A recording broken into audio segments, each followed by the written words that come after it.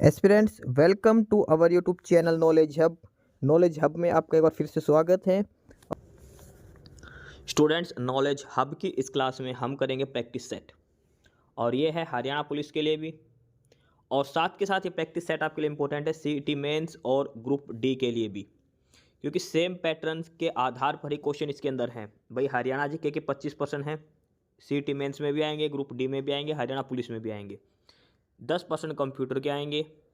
इसके अलावा रीजनिंग आएगी, मैथमेटिक्स आएगा, नॉर्मल जीके आएगी, जनरल साइंस आएगा। तो सारा कुछ मिलाकर लगभग 85 से 90 नंबर का जो पेपर है वो आपका सेम रहेगा। और सबसे इंपॉर्टेंट टॉपिक है हरियाणा जीके कंप्यूटर, वो इसके अंदर पसंद दिए हैं।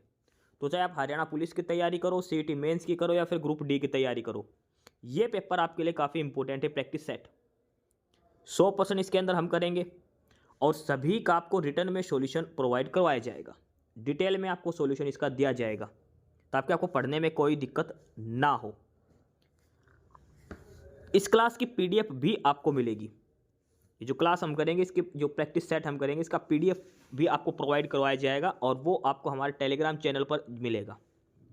टेलीग्राम चैनल है नॉलेज हब 7900 करके। आपको knowledge hub Telegram channel join कर लेना है। डिस्क्रिप्शन बॉक्स में इसका लिंक दिया है। काफ़ी सारा स्टडी मटेरियल आपको पीडीएफ की फॉर्म में मिलेगा नॉलेज हब टेलीग्राम चैनल पर। इसके अलावा एग्ज़ाम्स के बारे में कोई भी इन्फॉर्मेशन चाहिए कि भाई नई भर्ती कब होएगी, पेपर कब होगा, ये सारी जानकारी आपको हमारे दूसरे यूट्यूब चैनल पर मिलेगी और वो यूट्यूब चैनल है साहिल अपडेट्स के नाम से। इस यूट्यूब चैनल का लिंक जो है वो नीचे डिस्क्रिप्शन बॉक्स में आपको दिया गया है। आप साहिल अपडेट्स को सब्सक्राइब जरूर कर लें। तो Haryana CET mains, group D और हरियाणा पुलिस के लिए प्रैक्टिस सेट हम करने लग रहे हैं। इसमें 100 क्वेश्चन इसमें हम करेंगे, सभी का डिटेल में सॉल्यूशन हम इसमें करवाया जाएगा आपको। 1 बाय 1 सभी प्रश्न आपको प्रोवाइड करवाएगा, हिंदी और इंग्लिश दोनों में। तो पहला प्रश्न है कि भारतीय जीव जंतु कल्याण बोर्ड का मुख्यालय कहाँ है? The headquarter of animal welfare board of India. Animal welfare board of India, इसका हेडक्वार्टर कहाँ पर है ये हमें बताना है। करनाल, कालेसर, बल्लभगढ़ या फिर पंचकूला। भारतीय पशु कल्याण board animal welfare board of India का मुख्यालय हरियाणा के फरीदाबाद जिले के बल्लभगढ़ में है। कहाँ पर है? बल्लभगढ़, फरीदाबाद में। इंपॉर्टेंट क्यों है? क्योंकि ये पहले कहाँ पर था? ये तमिलनाडु के चेन्नई में था। ये पहले ये हेडक्वार्टर चेन्नई में था और अब ये फरीदाबाद के बल्लभगढ़ में शिफ्ट कर दिया गया है, इसलिए ये इंपॉर्टेंट है। भारतीय पशु कल्याण बोर्ड। तो पहले प्रश्न का ऑप्शन सी उत्तर हो जाएगा, बल्लभगढ़ में है ये। अगला प्रश्न देखो कि हाल ही में हरियाणा का 23वां जिला, देखो 23वां जिला बनाया गया था कब? दिसंबर 2025 के अंदर। नायब सिंह सैनी ने घोषणा करी थी। कौन सा जिला है? हांसी है। किससे अलग होकर बना है ये? हिसार से अलग होकर बना है हांसी। ठीक है। अगला प्रश्न है कि चंडीगढ़ का जनसंख्या घनत्व कितना है? पॉपुलेशन डेंसिटी, यानी कि 1 वर्ग किलोमीटर के अंदर कितने लोग रहते हैं। ठीक है, तो 1 क्यूबिक सेंटीमीटर के अंदर, तो ये है 9262। डेंसिटी क्या होती है? मास पर यूनिट वॉल्यूम में, फार्मूला भी ध्यान रखना इसका। 9262 लोग रहते हैं। पॉपुलेशन डेंसिटी चंडीगढ़ की 9262 है पॉपुलेशन डेंसिटी चंडीगढ़ की। प्रश्न नंबर 4 है grinning of Haryana. Grinning of Haryana योजना, ये प्रश्न कई बार पूछा जा चुका है। ग्रीनिंग ऑफ हरियाणा जो स्कीम है कब लॉन्च की गई थी? कई बार ये प्रश्न किया जा चुका है और ये हुआ था 1989-90 के अंदर। ग्रीनिंग ऑफ हरियाणा 1989-90 में करी गई थी योजना। मोस्ट इंपोर्टेंट है, पेपर में कई बार पूछी जा चुकी है के लिए ही ग्रीनिंग ऑफ हरियाणा। अगला है प्रश्न नंबर 5, हरियाणा में बोखड़ा नृत्य किस अवसर पर किया जाता है? बोखड़ा नृत्य देखो काफ़ी इंपॉर्टेंट है। अब इसका बोखड़ा नाम सुनते याद देखो बच्चे तो कंफ्यूज हो गए। अब इसका दूसरा नाम बताते आपका आंसर याद आ जाएगा। इसका दूसरा नाम जो है वो है खोडिया। खोडिया नृत्य जो हमारा होता है उसी को ही बोखड़ा नृत्य कहा जाता है। खोडिया जो नृत्य होता है इसी को बोखड़ा नृत्य कहा जाता है। अब बता दो खोडिया कब किया जाता है? तो खोडिया होता है लड़के की शादी पर, बारात प्रस्थान पर। बारात प्रस्थान करने पर महिलाओं द्वारा किया जाता है, ये भी ध्यान रखना। खोडिया नृत्य कौन करती है? महिलाओं के द्वारा किया जाता है बारात प्रस्थान पर। ऑप्शन सी उत्तर हो जाएगा इसका। इसका दूसरा नाम ध्यान रखना ये। अगला है प्रश्न नंबर 6, जनवरी फरवरी माह में खिमाग मेला कहाँ आयोजित किया जाता है?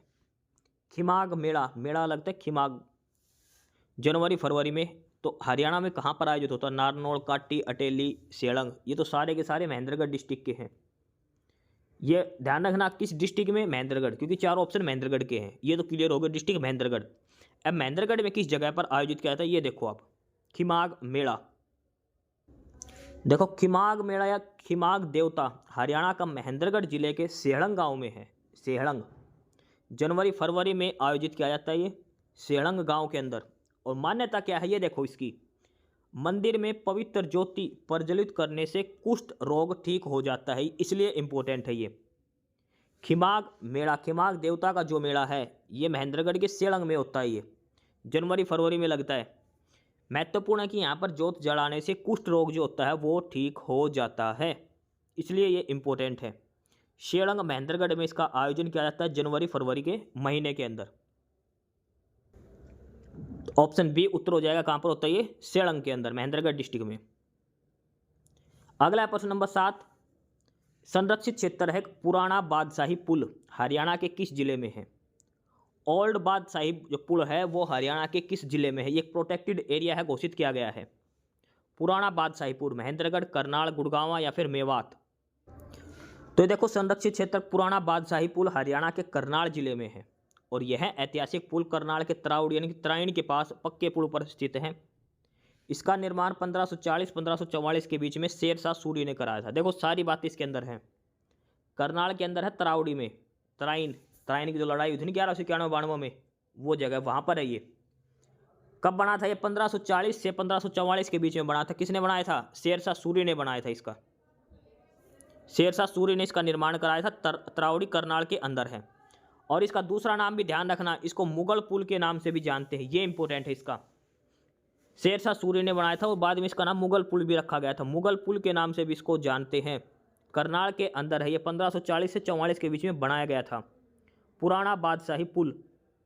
ऑप्शन सी उत्तर हो जाएगा, करनाल के अंदर तराउड़ी में किसने बनाया था? शेरशाह सूरी ने बनाया था ये। अगला प्रश्न है कि उर्दू की दो रचनाएं हैं, एक है आईना और एक है परछाई। इसके राइटर कौन है? किसने लिखी थी? इसके ऑथर कौन है? पहले तो ध्यान रखना कौन सी भाषा में है ये, उर्दू के अंदर है। इसके राइटर कौन है? तो ये है विमल कुमार अस्क। आईना और परछाई दो रचनाएं हैं, इनके रचयिता है विमल कुमार अस्क। उर्दू की ये रचनाएं हैं दोनों की दोनों। ऑप्शन सी उत्तर हो जाएगा, विमल कुमार अस्क। प्रश्न नंबर 9 है, भारत का सबसे बड़ा अशोक चक्र। देखो पूरे भारत का सबसे बड़े साइज का अशोक चक्र जो ऐसे होता है ना, इसके अंदर 24 तिलियां होती है अशोक चक्र के अंदर। तो सबसे बड़ा अशोक चक्र हरियाणा के किस जिले में है? इसका अनावरण किया गया था हरियाणा के किस जिले में? अशोक चक्र जो भारत का सबसे बड़ा है, गुड़गांव, यमुनानगर, जींद या फिर फरीदाबाद? देखो ये है फोटो उस अशोक चक्र की। भारत का सबसे बड़ा अशोक चक्र हरियाणा के यमुनानगर जिले के टोपरा गांव में स्थापित किया गया है। टोपरा अभिलेख भी आपने जिक्र सुना होगा, तो वहीं पर है ये। यमुनानगर जिले के टोपरा गांव में ये अशोक चक्र स्थापित किया गया है। इसका डायमीटर यानी कि यहाँ से लेकर यहाँ तक ये टोटल लंबाई, इसका डायमीटर 30 फुट का, और हल्के स्टील से बना है और वजन है 6 टन।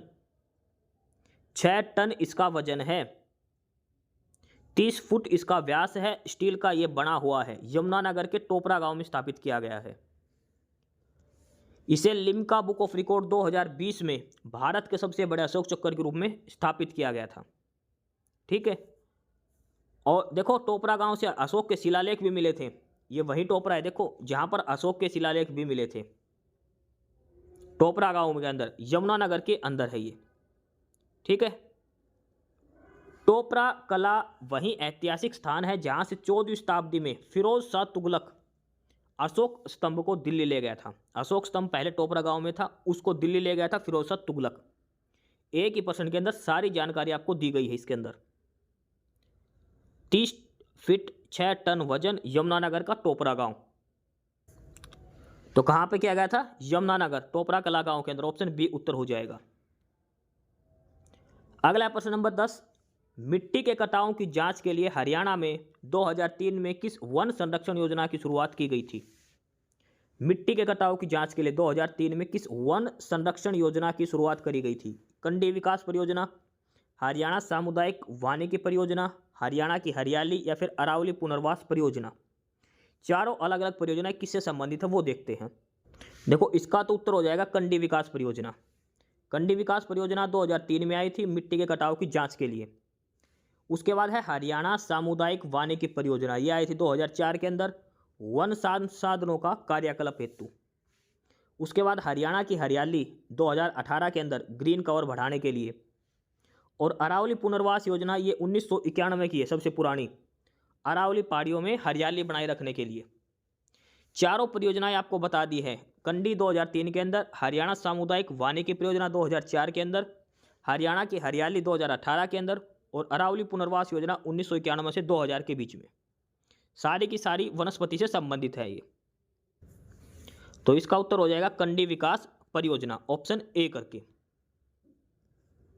अगला है प्रश्न नंबर 11। हरियाणा के उत्तर पूर्व क्षेत्र में किस प्रकार के वन पाए जाते हैं? नॉर्थ ईस्ट रीजन जो है हरियाणा का, उसमें कैसे वन पाए जाते हैं? उष्णकटिबंधीय नम पर्णपाती, उष्णकटिबंधीय कांटेदार वन, सूखे पर्णपाती या फिर पाइनवर्स।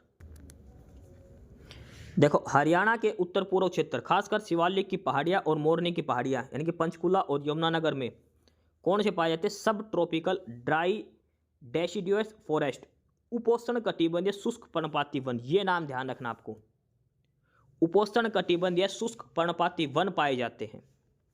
इसके अलावा ऊपरी शिवालिक क्षेत्र में वहां पर पाए जाते हैं उष्ण कटिबंधीय नम पर्णपाती वन। और कुछ क्षेत्रों में पाइनस रॉक्स यानी कि चीड़ के वन भी पाए जाते हैं। देखो 3 प्रकार के वन हैं। सबसे मेन तो है उपोष्ण कटिबंधीय शुष्क पर्णपाती वन। इससे भी ऊपर चलेंगे तो वहां पर है उष्ण कटिबंधीय नम पर्णपाती वन। और इसके अलावा कुछ क्षेत्रों में चीड़ के वृक्ष वन भी है, पाइनस रॉक्सबर्गी वन। ये तीनों ही इसके अंदर पाए जाते हैं। उपोष्ण कटिबंधीय शुष्क पर्णपाती वन, उष्ण कटिबंधीय नम पर्णपाती वन और ये तीसरा है चीड़ वन, चीड़ के जो पेड़ है वो। इसके अलावा देखो इनमें कौन कौन से पेड़ होते हैं, पेड़ भी देख लो भी। खैर, शीशम, किक्कर, पलास, आम, बेल, अमरलता, ये पौधे पाए जाते हैं।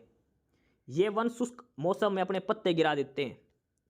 शिवालिक और उसके तलहटी के मैदानों में ये घने रूप में है, जो हरियाणा में सबसे अधिक वन आच्छादित क्षेत्र है। तो 3 नाम ध्यान रखने, मेन तो 2 ही है, एक तो है उपोष्ण कटिबंधीय शुष्क पर्णपाती वन और एक है उष्ण कटिबंधीय नम पर्णपाती वन। तो हमारे ऑप्शन के हिसाब से उत्तर हो जाएगा ए, उष्ण कटिबंधीय नम पर्णपाती वन। इस क्लास की पीडीएफ के लिए आपको हमारा टेलीग्राम चैनल ज्वाइन करना होगा और वो है नॉलेज हब 7900। डिस्क्रिप्शन बॉक्स में इसका लिंक दिया गया है। नॉलेज हब टेलीग्राम चैनल आपको ज्वाइन कर लेना, काफ़ी सारा स्टडी मटेरियल, काफ़ी सारी पीडीएफ यहाँ पर मिलेगी। अगला है प्रश्न नंबर 12। HRDFA की फुल फॉर्म बताओ। HRDFA, तो HRDFA की फुल फॉर्म होती है Haryana rural development fund administration. Haryana rural development fund administration. देखो HRDF Haryana rural development fund administration, इसको बोल देते हैं HRDFA बोर्ड या फिर हरियाणा ग्रामीण विकास निधि प्रशासन। स्थापना हुई थी 1986 के तहत, हरियाणा रूरल डेवलपमेंट एक्ट 1986 के तहत इसकी स्थापना हुई थी। सबसे इंपॉर्टेंट है कि 2019 के बाद जो डेवलपमेंट और पंचायत मंत्री होता है, जो डेवलपमेंट और जो पंचायत मंत्री होता है वो ही इसका कर्ता धर्ता होता है HRDFA बोर्ड का। ये ध्यान रखना, कौन से मंत्री के अंदर आता है? डेवलपमेंट और पंचायत जो मंत्रालय है उसी के अंदर में ये आता है। तो प्रश्न नंबर 12 का ऑप्शन डी आंसर हो जाएगा इसका। आ गया प्रश्न नंबर 13। नवाब नूर समद खान हरियाणा के किस क्षेत्र से संबंधित हैं? नवाब नूर समद खान, सिरसा, फरीदाबाद, अम्बाड़ा या फिर यमुनानगर। नवाब नूर समद खान हरियाणा के रानिया क्षेत्र से, रानिया है जो सिरसा के अंदर, सिरसा जिले के अंतर्गत आने वाले रानिया के शासक थे और उन्होंने 1857 के प्रथम स्वतंत्रता संग्राम में महत्वपूर्ण भूमिका निभाई थी। नवाब नूर समद खान, रानिया, सिरसा से। आगे कुछ इंपॉर्टेंट बात, इन्होंने अपने चाचा गौहर अली खान के साथ मिलकर रानिया और सिरसा के क्षेत्र में अंग्रेजों के खिलाफ विद्रोह का नेतृत्व किया और स्वयं को सिरसा का गवर्नर घोषित किया था। सिरसा का गवर्नर घोषित करा था इन्होंने, ध्यान रखना, नवाब नूर समद खान ने। 17 जून 1857 को अंग्रेजों के खिलाफ युद्ध में हार के बाद इन्हें पकड़ लिया गया और फांसी दे दी गई। देखो जो 1857 का युद्ध हुआ था उसकी बात है ये। 1857 की क्रांति में अंग्रेजों के खिलाफ विद्रोह किया था और 17 जून 1857 में अंग्रेजों के खिलाफ युद्ध के कारण अंग्रेजों ने पकड़ लिया और इसको फांसी दे दी गई थी रानिया के पास उद्यान में। इन्होंने खुद को सिरसा का गवर्नर घोषित किया था 1857 के स्वतंत्रता संग्राम के दौरान। नवाब नूर समद खान रानिया से संबंधित है ये।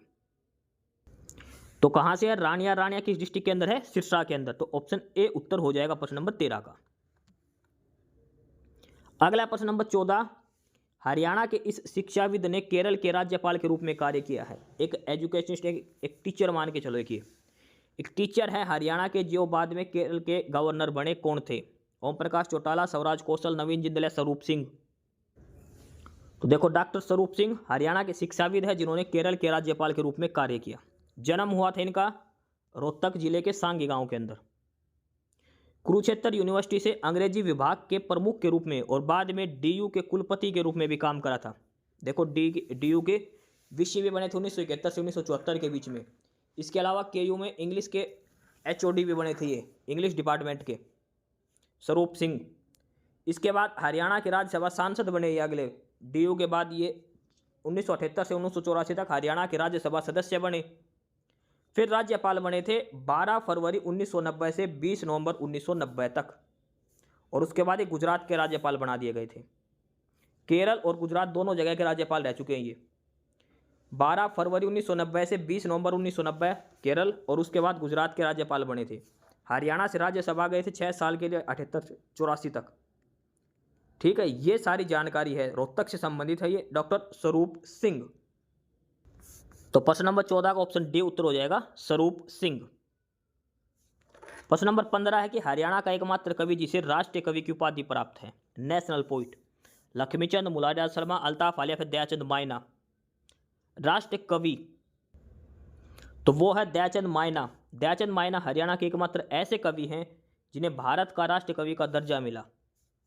10 मार्च 1915 को रोहतक जिले में जन्मे हरियाणा के प्रसिद्ध कवि और लोक कलाकार है और इन्हें हरियाणा का जॉन मिल्टन कहा जाता है। हरियाणा का जॉन मिल्टन पेपर में कई बार आया। किसे कहा जाता है? दयाचंद मायना को। रोहतक जिले से संबंधित है। इन हरियाणवी भाषा में इस 21 नाटक और 150 से अधिक रागनी लिखी है इन्होंने। ये इंपॉर्टेंट है, 150 से अधिक इन्होंने रागनी लिखी है। नेताजी सुभाष चंद्र बोस पर आधारित अपने नाटक के लिए ये जाने जाते हैं। हरियाणा का जॉन मिल्टन इनको कहा जाता है। दयाचंद मायना, रोहतक से संबंध है, 1915 में इनका जन्म हुआ था। तो प्रश्न नंबर 15 का ऑप्शन डी उत्तर हो जाएगा, दयाचंद मायना। प्रश्न नंबर 16 है कि हरियाणा के प्रथम विधानसभा चुनाव जो थे 1967 में 81 सीटों पर कितनी महिलाओं ने जीत दर्ज करी थी? देखो पहले इलेक्शन हुए थे हरियाणा के अंदर 1967 में। टोटल सीट थी 81 उस समय। तो उसमें से महिलाओं ने कितनी जीती? देखो पुरुषों ने जीती थी 77 और महिलाओं ने जीती थी 4। सिर्फ 4 महिलाएं ही जीतकर आई थी पहले विधानसभा चुनाव में, और 450 के अप्रोक्सीमेट टोटल कैंडिडेट्स खड़े हुए थे इलेक्शन के अंदर। 77 पुरुष और 4 महिलाएं जीती थी, यानी कि ऑप्शन बी इसका आंसर हो जाएगा। 4 महिलाओं ने जीत दर्ज करी थी। प्रश्न नंबर 17 है कि हरियाणा में पंचकुला ने डायल 112 की शुरुआत कब करी थी? देखो डायल 112 ये हरियाणा पुलिस का है। कहाँ से शुरू करी थी ये योजना? पंचकुला से। कब करी थी? सीएम मनोहर लाल खट्टर ने। तो देखो डायल 112 इसकी शुरुआत करी गई थी 12 जुलाई 2021 को। पंचकुला से इसको लॉन्च किया गया था। हरियाणा के मुख्यमंत्री श्री मनोहर लाल ने इसको शुभ आरंभ किया था। इसमें पुलिस, फायर ब्रिगेड और एम्बुलेंस सेवाओं को एक साथ कर दिया था 24 घंटे एक आपातकालीन नंबर पर। यानी कि सीधा 112 मिलाओ, पुलिस के पास भी जाएगा, फायर ब्रिगेड भी और एम्बुलेंस भी, तीनों एक ही जगह मिलेंगे। डायल 112 12 जुलाई 2021 को शुरुआत करी गई थी इसकी। ये डेट ध्यान रखना, 12 जुलाई 2021। तो प्रश्न नंबर 17 का उत्तर हो जाएगा ऑप्शन सी, 12 जुलाई 2021 से। प्रश्न नंबर 18 है कि टांगरी नदी अपनी यात्रा कहाँ से शुरू करती है? टांगरी नदी हरियाणा में, कालका, चंडीगढ़, अरावली या फिर अम्बाड़ा। टांगरी नदी अपनी यात्रा शिवालिक की पहाड़ियाँ, हिमाचल प्रदेश और हरियाणा की सीमा के पास, विशेष रूप से कालका के पास, तलहटी के आसपास और पंचकुला जिले के भीतर करती है, जो मोरनी क्षेत्र से निकलती है और अम्बाड़ा से बहने के बाद घग्गर नदी में मिल जाती है। टांगरी नदी निकलती है शिवालिक की पहाड़ियों से, जो हिमाचल प्रदेश के अंदर है। उसके बाद एक कालका के पास से हरियाणा में प्रवेश करती है। तो हरियाणा में कहाँ से निकलती है? कालका से। और अम्बाड़ा में टांगरी बहती है और अम्बाड़ा के बाद ये घग्गर नदी में मिल जाती है। तो ऑप्शन ए काल का भी उत्तर हो सकता है इसका। अगर शिवालिक की पहाड़ी लिखी मिले तो शिवालिक की पहाड़ी भी इसका उत्तर हो सकता है। और अम्बाड़ा के बाद ये किस नदी में मिल जाती है? घग्गर नदी के अंदर ये मिल जाती है अम्बाड़ा से निकलने के बाद। प्रश्न नंबर 19 है, हरियाणा का सबसे बड़ा अंतर्राष्ट्रीय क्रिकेट स्टेडियम किस जिले में बनाया जाएगा? क्रिकेट का स्टेडियम हरियाणा में सबसे बड़ा इंटरनेशनल क्रिकेट के लिए अम्बाड़ा, झज्जर, जींद या फिर फतेहाबाद?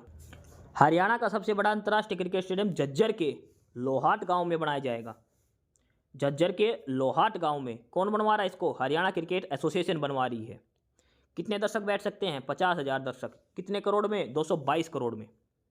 लोहाट गांव, झज्जर जिला। 50,000 सीट है, 11 पिच बनेगी। IPL वगैरह भी यहाँ पर खेल सकते हैं, इंटरनेशनल मैच भी होंगे। ठीक है, 2025 में इसका नाम शुरू करा था और ये लगभग 2027-28 तक ये पूरा हो जाएगा। लोहाट गांव, झज्जर जिला। तो प्रश्न नंबर 19 का ऑप्शन सी उत्तर हो जाएगा, झज्जर डिस्ट्रिक्ट के अंदर। प्रश्न नंबर 20 है कि हरियाणा में गौशालाओं को आत्मनिर्भर बनाने के लिए हरियाणा सरकार ने कौन सी योजना शुरू करी है? जितनी भी गौशाला है वो आप सेल्फ डिपेंडेंट हो जाए। गौ संवर्धन योजना, ई गौशाला योजना, गौ संरक्षण योजना, फिर कृष्ण सुदामा योजना। हरियाणा सरकार ने राज्य में गौशाला और गौ आश्रय को आत्मनिर्भर बनाने के लिए गौ संवर्धन संरक्षण योजना चलाई है। गौ संवर्धन संरक्षण योजना, इसमें पंजीकृत गौशालाओं को सौर ऊर्जा प्लांट, बायोगैस प्रोडक्ट, गौमूत्र उत्पाद में 90% तक सब्सिडी मिलेगी। देखो, सौर ऊर्जा और बायोगैस के 331 से अधिक गौशालाओं में सौर ऊर्जा प्लांट बनाए गए हैं और यमुनानगर में पहला बायोगैस प्रोजेक्ट लगा है। ये इंपॉर्टेंट भी ध्यान रखना, गौशाला से संबंधित पहला बायोगैस जो प्रोजेक्ट लगा वो यमुनानगर के अंदर लगा है, गौशाला के अंदर। इसके अलावा इसके तहत जो बिजली दर है उसमें भी कटौती करी जाएगी। कितनी? 2 रुपये प्रति यूनिट की कटौती करी जाएगी। ठीक है। पंचगव्य उत्पाद यानी कि जो गोबर और गाय के मूत्र से जो उत्पाद बनते हैं उनमें भी मशीन में सब्सिडी दी जाएगी। जैसे धूप बनती है, फिनाइल बनती है, दवाई बनती है, उनसे वो भी। इसके अलावा वित्तीय सहायता भी दी जाएगी। तो ये मुख्य स्कीम चलाई गई है गौशालाओं को आत्मनिर्भर बनाने के लिए, गौ संवर्धन संरक्षण योजना। ध्यान रखना है आपको ये सारा। तो प्रश्न नंबर 20 का ऑप्शन ए उत्तर हो जाएगा, गौ संवर्धन योजना। प्रश्न नंबर 21 है कि हरियाणा के किस जिले में एयर इंडिया और एयर बस का ट्रेनिंग सेंटर लॉन्च किया गया है? एयर इंडिया और एयर बस का ट्रेनिंग सेंटर यमुनानगर, अम्बाड़ा, गुड़गांव या हिसार? तो ये किया गया है गुड़गांव के अंदर। एयर इंडिया और एयर बस का ट्रेनिंग सेंटर गुड़गांव के अंदर। प्रश्न नंबर 22 है कि अधिकांश सरीसृप और उभयचर जीवों में हृदय के कितने कोष्ठ होते हैं? जो हार्ट का चैम्बर होता है। तो रेप्टाइल्स और एम्फीबियंस। देखो, आदमी के अंदर होते 4, 2 आलिंद, 2 निलय, 2 आर्टरी और 2 वेंट्रिकल। ठीक है। तो ऐसे रेप्टाइल्स होते सरीसृप, जैसे छिपकली हो गया, मगरमच्छ, ये सब। और एम्फीबियन होते जैसे कछुआ, जो पानी और जमीन दोनों पर रहते हैं वो। तो इनके अंदर हार्ट कितने चैम्बर का होता है? 2, 3, 5 या 6? अधिकांश सरीसृप और उभयचरों में 3 कक्षीय हृदय होते हैं। देखो, उभयचर तो सभी और अधिकांश सरीसृप यानी कि जो एम्फीबियंस होते हैं, जो धरती पर और पानी पर दोनों में रहते हैं, उनमें तो फिक्स है 3 कक्ष का। लेकिन कुछ सरीसृप भी ऐसे हैं जिनमें 3 कक्ष का हृदय होता है। उसमें 2 तो आलिंद होते हैं और 1 निलय, यानी कि 2 एंट्रियम होते हैं और 1 वेंट्रिकल होता है इनमें। और हमारे क्या होते हैं? 2 आलिंद और 2 निलय होते हैं, 2-2। लेकिन इनमें 1 निलय होता है, निलय 1 कम होता है। यह संरचना एक निलय को रक्त पंप करने की अनुमति देता है, जिसमें ऑक्सीजन युक्त और ऑक्सीजन रहित रक्त का कुछ मिश्रण होता है। एक अपवाद है मगरमच्छ, इसमें 4 कक्षीय हृदय होता है, आदमी जैसा हृदय होता है मगरमच्छ के अंदर, ये ध्यान रखना। उभयचर कौन से होते हैं? जैसे मेंढक हो गया, मेंढक, सैलामेंडर, इनमें 3 कक्षीय होते हैं, 2 आलिंद और 1 निलय। सरीसृप जैसे सांप, छिपकली, कछुआ, इनमें 3 कक्ष होते हैं, 2 आलिंद और 1 निलय। लेकिन अपवाद है मगरमच्छ, घड़ियाल, इसमें होते 4 चैम्बर होते हैं हार्ट के, जो हमारे इंसान के वैसे ही।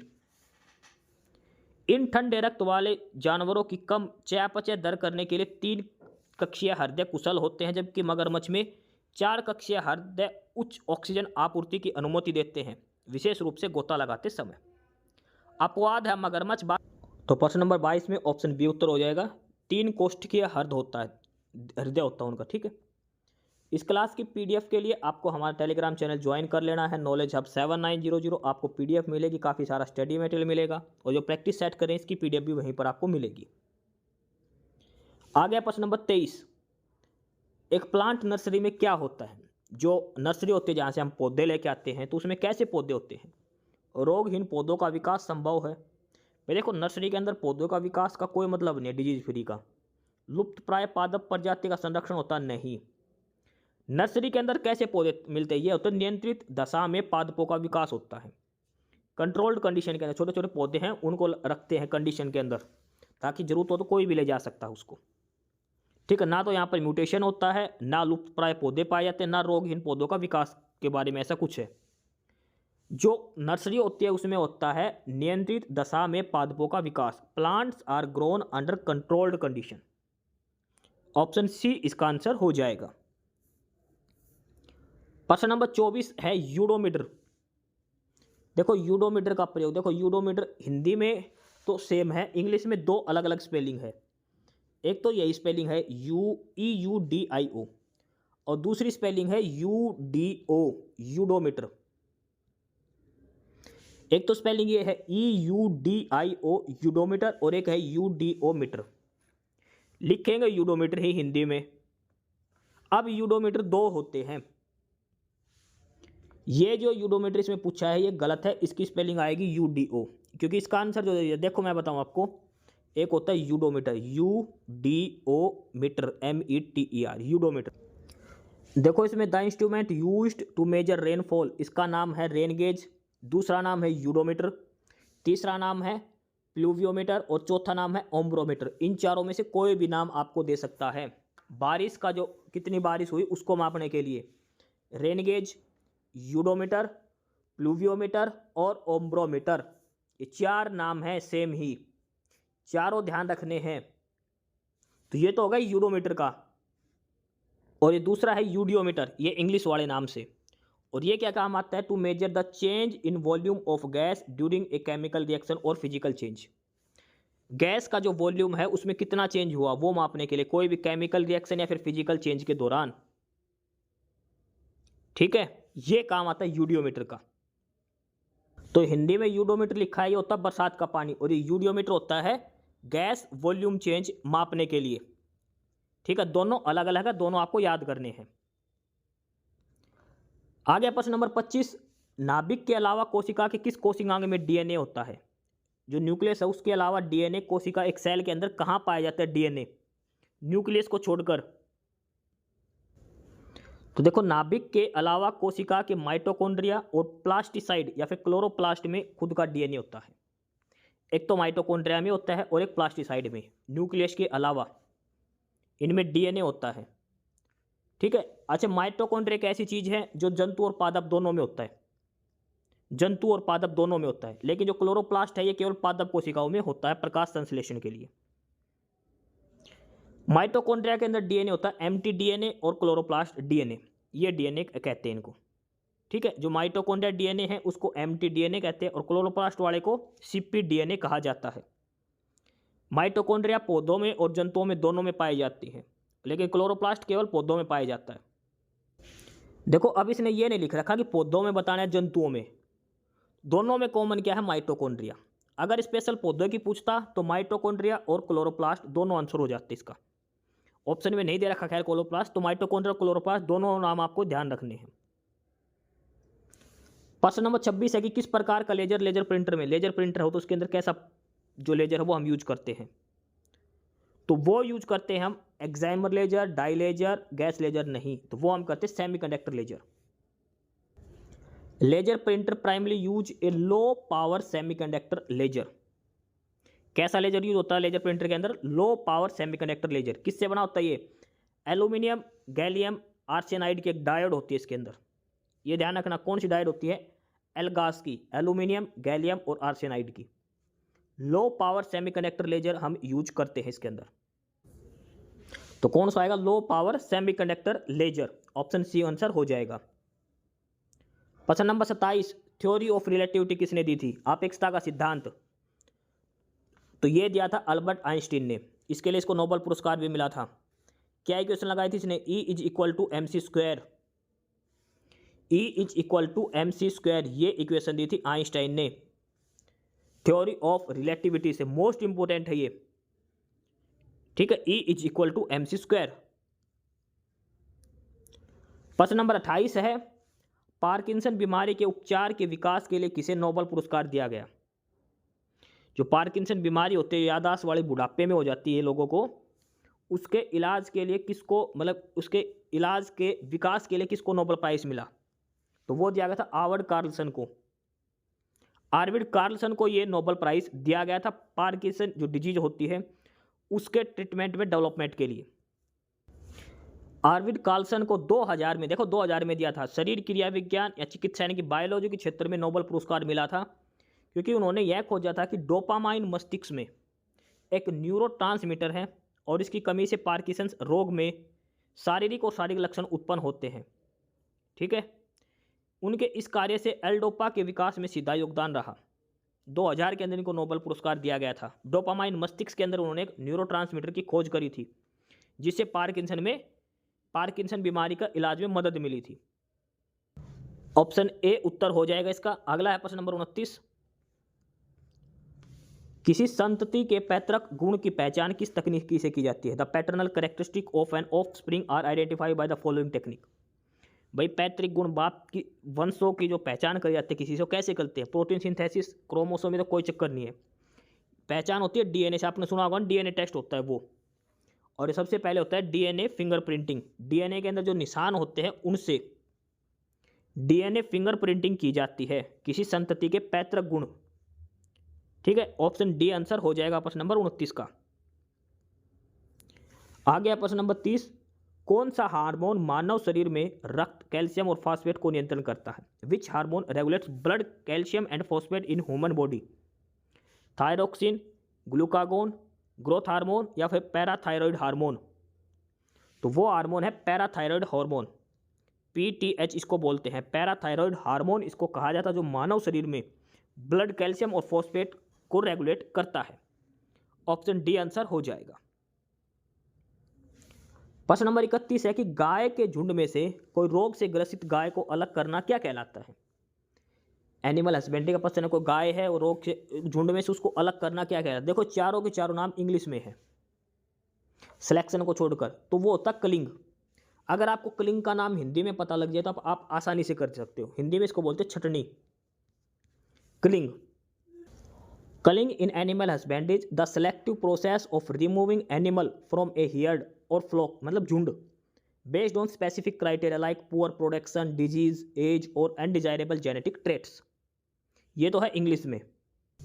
ये है हिंदी में कि पशुपालन में पशुओं को झुंड से अलग करने की प्रक्रिया कहता है चयनात्मक प्रक्रिया, जो खराब उत्पादन, बीमारी या उम्र या अवांछित आनुवांशिक लक्षणों जैसे विभिन्न मानदंडों के आधार पर पशुओं को अलग कराया जाता है। कलिंग कहा जाता है, हिंदी में बोलते हैं चयनात्मक प्रक्रिया। ऑप्शन सी इसका आंसर हो जाएगा। अगला प्रश्न नंबर 32, दो मध्यकाल के बीच का समय क्या कहलाता है? Time period between two oestrus, जो पशुओं के अंदर जो मान लीजिए जनरल्स के अंदर जो साइकिल बोलते हैं ना, वो वाली मेंस्ट्रुएशन साइकिल, वो वाला, तो इसको बोलते हैं एस्ट्रस साइकिल, मध्य चक्कर। दो मध्यकाल के बीच का समय होता है मध्य चक्कर। गाय, भैंस, सूअर और बकरी में दो मध्य चक्कर के बीच का समय आमतौर 21 दिन होता है, यानी कि 17 से 24 दिन के बीच का होता है, लगभग 21 दिन। भेड़ों में दो मदों के बीच का चक्कर जो मध्य चक्कर बोलते हैं लगभग 18 दिन सबसे कम होता है। कुत्तों में 4 से 5 महीने का होता है ये, ठीक है। जो मवेशी हैं, गाय, भैंस, बकरी, इनमें 21 दिन का होता है, ठीक है। भेड़ में 18 दिन का, सूअर में 21 दिन का, 18 से 24 दिन के बीच होता है। कुत्ते में सबसे अलग होता है 4 से 5 महीने का, ये ध्यान रखना आपको। इसका आंसर हो जाएगा ऑप्शन सी। इस क्लास की पीडीएफ के लिए आपको डिस्क्रिप्शन बॉक्स में टेलीग्राम चैनल का लिंक दिया है, नॉलेज हब, आप टेलीग्राम चैनल जरूर ज्वाइन करें। अगला है प्रश्न नंबर एरोमांथी, यानी कि नॉन रूमिनेंट। देखो रूमिनेंट वो होते हैं जो जुगाड़ी करते हैं, जैसे गाय, भैंस खड़े खड़े जुगाड़ी करी जाती है वो। नॉन रूमिनेंट वो होते हैं जो जुगाड़ी नहीं करते। तो गाय भी जुगाड़ी करती है, भैंस भी करती है, लेकिन घोड़ा है एक रूमिनेंट एनिमल नहीं होता। ऑप्शन बी उत्तर आएगा, घोड़ा। अगला प्रश्न है कि इनमें से कौन सा कथन गलत है? बेरीज का एट्रियो ऑफ बेरीज ये होता है कस्टर्ड एप्पल यानी कि सीताफल। एस्टेरियो ऑफ एक्केन ये होता है स्ट्रॉबेरी, गुलाब और कमल। ड्यूप्स ऑफ एप्टेरियो ये होता है रशबेरी और ब्लैकबेरी। साइकोनस फल, इसमें से ये बताना कौन सा एक जोड़ा है जो गलत दिया है, ये बताना इनमें से। तो ये देखो साइकोनस फ्रूट जो होता है वो होते हैं अनानास, कटहल और सतूत, ये गलत है क्योंकि ये साइकोनस फ्रूट नहीं होते, ये होते हैं सोरोसिस। ऑप्शन डी जो दे रखा था साइकोनस फ्रूट में वो गलत है, ये होते हैं सोरोसिस के अंदर मल्टीपल फ्रूट। साइकोनस नहीं होते, मल्टीपल फ्रूट होते सोरोसिस। साइकोनस का एग्जाम्पल होता है फिग और बरगद, ये भी ध्यान रखना है। अब पहला था बेरीज का एट्रियो ऑफ बेरीज, इसके अंदर आता सीताफल जो बिल्कुल सही था। एट्रियो ऑफ एकेनिस और इसका सही है, जैसे थैलेमस छोटे पौधे होते हैं, strawberry, gulab, Kamal. Dupes, atrio of dupes, इसके अंदर रसबेरी और ब्लैकबेरी है, सही है। सिर्फ गलत दिया है वो ऑप्शन डी दिया था साइकोनस फ्रूट, ये साइकोनस नहीं सोरोसिस होते हैं। साइकोनस फ्रूट के एग्जाम्पल ध्यान रखना, फिग और बरगद आता है। सोरोसिस के अंदर आते हैं कटहल, सैसुत और अनानास। तो इसमें से ऑप्शन डी वाला जो है ये गलत दिया गया है। प्रश्न नंबर 35 है कि कौन सा आंशिक तनाव परजीवी खरपतवार है? Which one is a partial stem parasite weed? तो यह आएगा लोरेथेंस या फिर मिस्टेलेटोइट, ये आपको ध्यान ही रखने, नाम याद करने पड़ेंगे भाई इनके। तो प्रश्न नंबर 36 है कि एक पारिस्थितिक तंत्र के लिए प्रेरक बल क्या होता है? Driving force for an ecosystem, कोई भी जो पारिस्थितिक तंत्र हमारा जो चला हुआ है इसको चलाने के लिए सबसे महत्वपूर्ण क्या चीज़ है? सोलर एनर्जी, प्रोड्यूसर, वनस्पति या फिर बायोमास। देखो पूरा का पूरा पारिस्थितिक तंत्र जो हमारा डिपेंड करता है वो करता है सोलर एनर्जी पर, सूर्य की ऊर्जा पर। धूप होती है तभी पेड़ पौधे दे रहे होते, वहीं से हमारा पारिस्थितिक तंत्र चलता है। तो सबसे इंपॉर्टेंट जो एक इकोसिस्टम को चलाने के लिए होता है वो होती है सोलर एनर्जी, सौर पावर। ऑप्शन ए उत्तर होगा। प्रश्न नंबर 37 है कि फोटोकेमिकल स्मोग का बनना किसके बीच की एक अभिक्रिया है? Photochemical smog is a resultant of which of the reaction? तो फोटोकेमिकल स्मोग बनता है नाइट्रोजन डाइऑक्साइड, ओजोन और पैरा ऑक्सी एसिटाइलिन नाइट्रेट के सनलाइट की उपस्थिति में। फोटोकेमिकल स्मोग बनता है नाइट्रोजन डाइऑक्साइड, ओजोन और पैरा ऑक्सी एसिटाइलिन नाइट्रेट सूरज की उपस्थिति के अंदर। ऑप्शन ए इसका उत्तर हो जाएगा। आगे है प्रश्न नंबर 38 और प्रश्न नंबर 38 में दिया है कौन सा ऑर्गेनाइजेशन है जो रेड डाटा बुक से संबंधित है? रेड डाटा बुक या फिर रेड लिस्ट से संबंधित कौन सा ऑर्गेनाइजेशन है? ये ध्यान रखना, ये जो है उन प्राणियों के लिए है जो लुप्त प्राय हैं, यानी कि जो लुप्त होने की कगार पर है, उनका रिकॉर्ड रखा जाता है रेड डाटा बुक में। और ये संगठन कौन सा है? IUCN। ठीक है, IUCN है, international union of conservation of nature. IUCN है जो रेड डाटा बुक बनाती है। ये इसके अंदर शामिल है उन जीवों का रिकॉर्ड जो लुप्त होने की कगार पर है। अगला है प्रश्न नंबर 39 और यह है कि मॉन्ट्रियल प्रोटोकॉल किसके संरक्षण से संबंधित है? मॉन्ट्रियल प्रोटोकॉल, मॉन्ट्रियल पहले बात ध्यान रखना कहाँ पर है? ये कनाडा के अंदर है मॉन्ट्रियल। किससे संबंधित है ये? तो ये है ओजोन लेयर से संबंधित है, ओजोन लेयर से। मॉन्ट्रियल प्रोटोकॉल एक अंतरराष्ट्रीय संधि है जिसे 1987 में अपनाया गया था और 1989 से लागू, देखो 2 साल बाद लागू हुई थी। इसका उद्देश्य है ओजोन परत को नुकसान पहुंचाने वाले पदार्थ जैसे क्लोरोफ्लोरोकार्बन और हैलोन के उत्पादन और खपत को चरणबद्ध तरीके से समाप्त करके ओजोन परत की रक्षा करना। तो संधि कब की है? 1987 की। लागू कब हुई थी? 1989 के अंदर, मॉन्ट्रियल प्रोटोकॉल। इसका मेन संबंध किससे है? ओजोन लेयर से, क्लोरोफ्लोरोकार्बन और जो हैलोजन है इनको ख़त्म करना। ठीक है, ये इसका आंसर हो जाएगा। तो प्रश्न नंबर 39 ऑप्शन सी आंसर हो जाएगा, ओजोन लेयर। प्रश्न नंबर 40 है भारत का oceanic national park. Oceanic national park कहाँ पर है? सुंदरवन, चिल्का, निकोबार या फिर कच्छ? तो ओशियनिक ये नेशनल पार्क ये है गुजरात के अंदर। गुजरात में कहाँ पर? जामनगर में। जामनगर में कौन सी जगह पर? कच्छ के अंदर। कच्छ, गुजरात, जामनगर में है ओशियनिक नेशनल पार्क। 1984 में ये बना था। ऑप्शन डी इसका आंसर हो जाएगा क्वेश्चन नंबर 40 का। आगे है क्वेश्चन नंबर 41, प्रश्न नंबर 41। इसमें दिया है कि घरेलू हिंसा से महिलाओं का संरक्षण अधिनियम 2005 कब लागू हुआ था? Protection of women from domestic violence act 2005 का था ये, लेकिन ये लागू कब हुआ था ये चीज़ पूछी गई है। तो 2005 का ये एक्ट था, घरेलू हिंसा से महिलाओं का संरक्षण अधिनियम, और लागू हुआ था 2006 के अंदर। 26 अक्टूबर 2006 में ये लागू हुआ था 2005 का अधिनियम। प्रश्न नंबर 42 है, राष्ट्रीय पर्यावरण अभियांत्रिकी शोध संस्थान national environment engineering research institute, ये कहाँ पर है? देखो, आप लोगों ने बहुत से लोगों ने एक नाम सुन रखा होगा, नीरी। नीरी, इसका हेड ऑफिस कहाँ है? तो ये है नागपुर के अंदर। शॉर्ट फॉर्म इसकी नीरी है, NEERI, national environmental engineering research institute, राष्ट्रीय पर्यावरण अभियांत्रिकी शोध संस्थान, नागपुर महाराष्ट्र के अंदर। ये पेपर में कई बार प्रश्न में पूछा जा चुका है, ये वाला प्रश्न काफ़ी इंपॉर्टेंट है ये। प्रश्न नंबर 43 है कि सूचना का अधिकार अधिनियम 2005 में समुचित सरकार का उल्लेख किस सेक्शन के अंदर है? किस धारा में लिखा है? जो RTI एक्ट 2005 का, उसी किस धारा में ये वर्ड लिखा गया है? Appropriate government. RTI एक्ट 2005 की किस धारा में अप्रोप्रिएट गवर्नमेंट वर्ड जो है वो लिखा गया है? तो ये है सबसे पहले धारा 2A के अंदर, सेक्शन 2A के अंदर, इसमें लिखा गया ये वर्ड अप्रोप्रिएट गवर्नमेंट। इस क्लास की PDF के लिए आपको हमारा टेलीग्राम चैनल ज्वाइन करना होगा, knowledge hub 7900, link description box में इसका दिया है। ठीक है, नॉलेज हब टेलीग्राम चैनल आपको ज्वाइन कर लेना है। काफ़ी सारा स्टडी मटेरियल, काफ़ी सारी PDF आपको यहाँ पर मिलने वाली है नॉलेज हब टेलीग्राम चैनल को। आगे है प्रश्न नंबर 44, और प्रश्न नंबर 44 है कि आतंकवाद एवं विध्वंसक गतिविधि निरोध अधिनियम टाडा कब बनाया गया? When was the Terrorist and Disputive Activity Prevention Act enacted? देखो, ये बनाया गया था 1985 के अंदर और ये लागू किया गया था 1987 के अंदर। टाडा की फुल फॉर्म भी ध्यान रखना, टेररिस्ट एंड डिसरप्टिव एक्टिविटीज, जो आतंकवाद की गतिविधियां हैं उसको रोकने के लिए। और ये आई थिंक 1995 में ये बंद कर दिया गया था टाडा। ठीक, ऑप्शन बी इसका आंसर हो जाएगा 1985।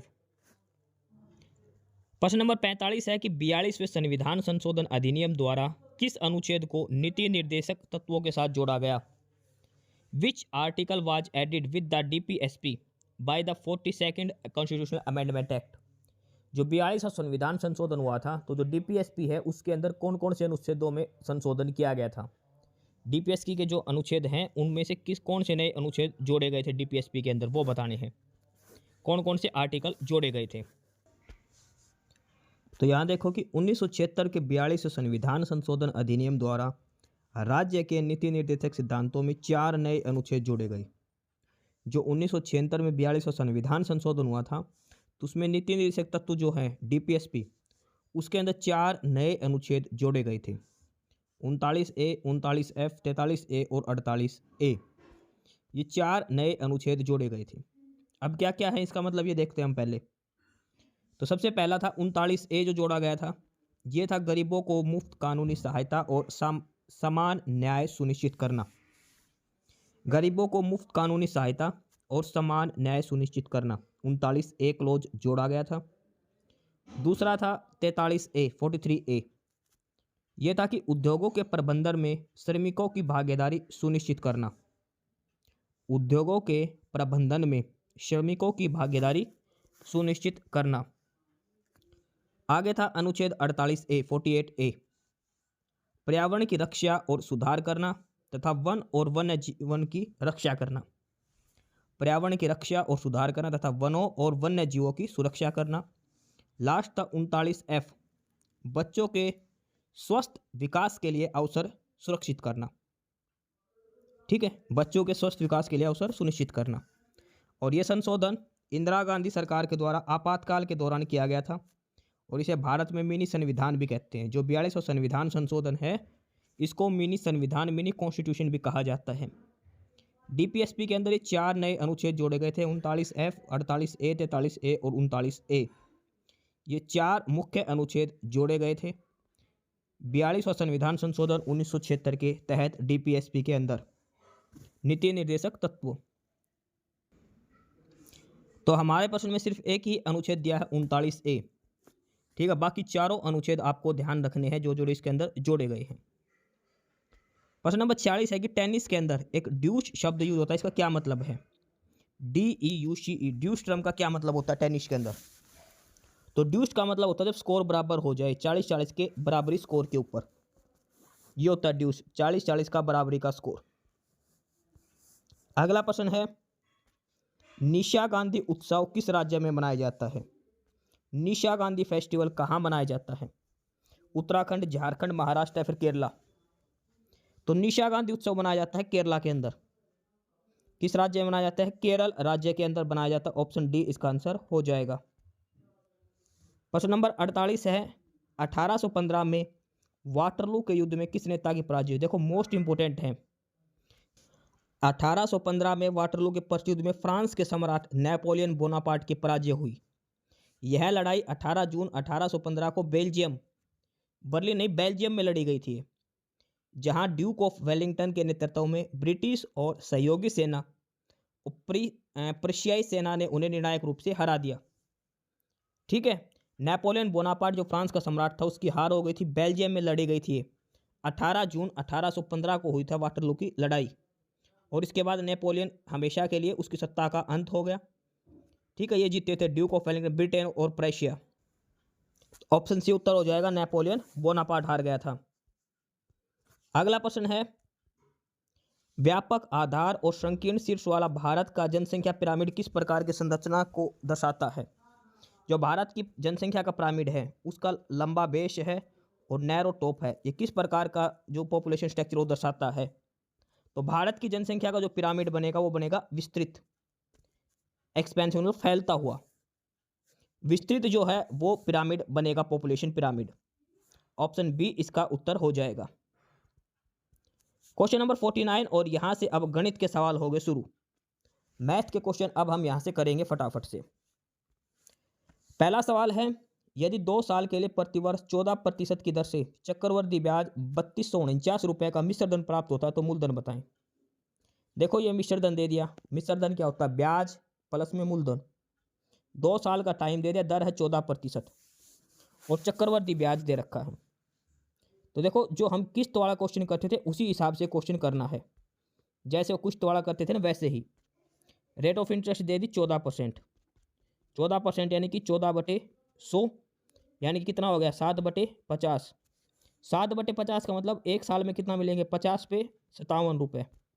2 साल में इसका स्क्वायर हो जाएगा भाई, CI में यही करते, इसको स्क्वायर कर देंगे, कितना हो गया 2500, और 57 का स्क्वायर कितना होगा 3249, यानी कि 2500 रुपये का कितना हो गया 3249। ये मिश्र धन दिखाता हमेशा, तो हमारे पास ऑलरेडी ये 3249 मिश्र धन दिया हुआ है, तो इसका मतलब हमारा मूलधन कितना था? ये मिश्र धन दे रखा है ना, तो मूलधन कितना था हमारा 2500 रुपये।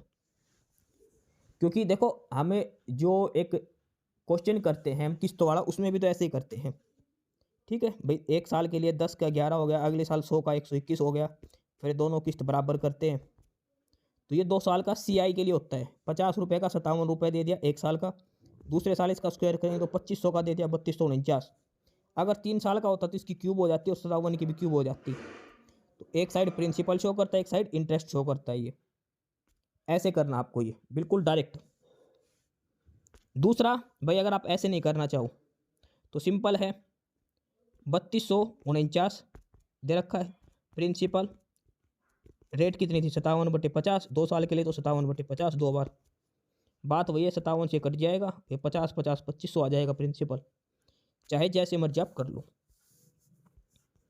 अगला है सवाल नंबर 51। सवाल नंबर 51 है कि एक पिता की आयु उसके पुत्र की आयु का अनुपात 3:2 है। देखो पिता की आयु और पुत्र की आयु का अनुपात है 3:2, यानी कि पिता की आयु हो गई 3x, पुत्र की हो गई 2x। उनकी आयु को दर्शाने वाली संख्या का गुणनफल है 486, यानी कि 3x गुणा 2x किसके बराबर है 486। तो 3 दूनी 6, एक्स स्क्वायर किसके बराबर आ गया 486 के। 6 से भाग देंगे 486 को तो कितना बचेगा 6 8 48, 6 कम 6 81, एक्स स्क्वायर आ गया 81। तो x का मान कितना आएगा 81 का रूट करेंगे तो 9, x का मान आ गया 9 यहाँ से। तो पिता की आयु कितनी हो जाएगी 3x, यानी कि 9 तिया 27, बेटे की आयु 2x, 9 दूनी 18। तो पिता की आयु 27, बेटे की 18 साल। अब पूछा कि 5 साल बाद उनकी आयु का अनुपात क्या होगा, तो 27 और 5 32, 18 और 5 23। तो 5 साल अनुपात कितना हो जाएगा? 32:23। 32:23 जो दिया है हमारे पास ऑप्शन डी के अंदर, ये उनकी आयु का अनुपात हो जाएगा 5 साल बाद। पहले वर्तमान आयु निकालनी है, वर्तमान आ जाएगी 27 और 18, ठीक है। उसके बाद उसमें 5 जोड़ के उनका अनुपात निकालना है। अगला देखो सवाल नंबर 52। यदि दो संख्याओं का अंतर 4 है, भाई एक संख्या x एक y, उनका अंतर दे दिया 4, x माइनस वाई कितना दे दिया? 4। उनका गुणनफल 32 है, x गुणा y दे दिया 32। निकालना क्या है? X cube minus y cube, ये हमें निकालना है। तो अब हमें सिर्फ एक ही फार्मूला पता है। कौन सा फार्मूला? एक्स माइनस वाई का whole cube, a minus b cube, a cube minus b cube minus 3ab into a minus b. अब सारी वैल्यू पुट कर दो। a माइनस बी 4, तो 4 का क्यूब करें कितना आएगा? 64 बराबर x cube minus y cube ही हमें निकालना है, माइनस 3x गुणा वाई, तो 3 गुणा एक्स गुणा वाई कितना है? 32। 3 गुणा 32 गुणा में a माइनस बी कितना है? 4, तो 32 दिया 96, 96 गुणा 4, और इधर माइनस का इसमें जुड़ जाएगा आपके, ठीक है। ये आप इसको सोल्व कर लेना एक बार, 64 के अंदर वो जुड़ जाएगा। कितना था? 32 दिया 96 गुणा 4 करेंगे तो 6 चौक 24, 9 चौक 36, 27 28, 284। तो 284 प्लस में 64, 4 दूनी 8, 8 से 14, 2 1 3, 348, सॉरी 448, 448 इसका उत्तर आएगा। आप सोल्व करके देख लेना। ये सवाल नंबर 53 है कि 3 व्यक्ति पी क्यू आर एक सर्कुलर ट्रैक पर 3 किलोमीटर प्रति घंटा, 4 किलोमीटर प्रति घंटा और 6 किलोमीटर प्रति घंटा से दौड़ते हैं। ट्रैक की लंबाई 36 किलोमीटर है, तो कितने समय बाद वे प्रारंभिक बिंदु पर मिलेंगे, यह बताना है।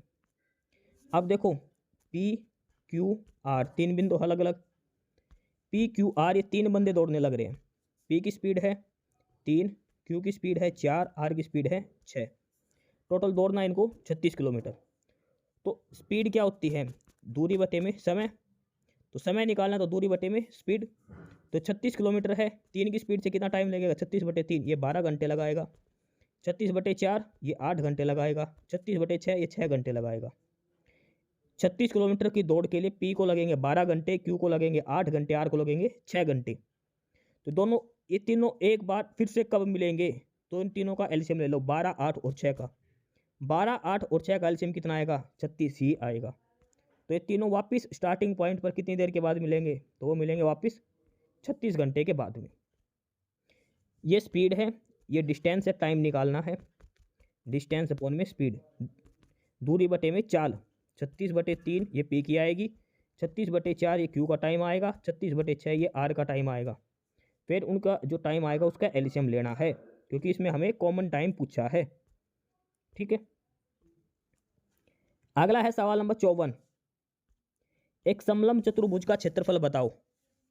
यदि इसकी दो समानांतर भुजाओं की लंबाई, एक की तो है 22.4 सेंटीमीटर, दूसरी है 23.6 और बीच की दूरी 10 है, तो देखो ट्रेपीजियम यानी कि समलंब का क्षेत्रफल क्या होता है? 1/2 समानांतर भुजाओं का योग ए जमा बी गुणा में बीच की दूरी h, ये होता है समलंब। ऐसे बनता है, ठीक है, ए बी और ये h, 1/2 समांतर भुजाओं का जोड़ गुणा बीच की दूरी।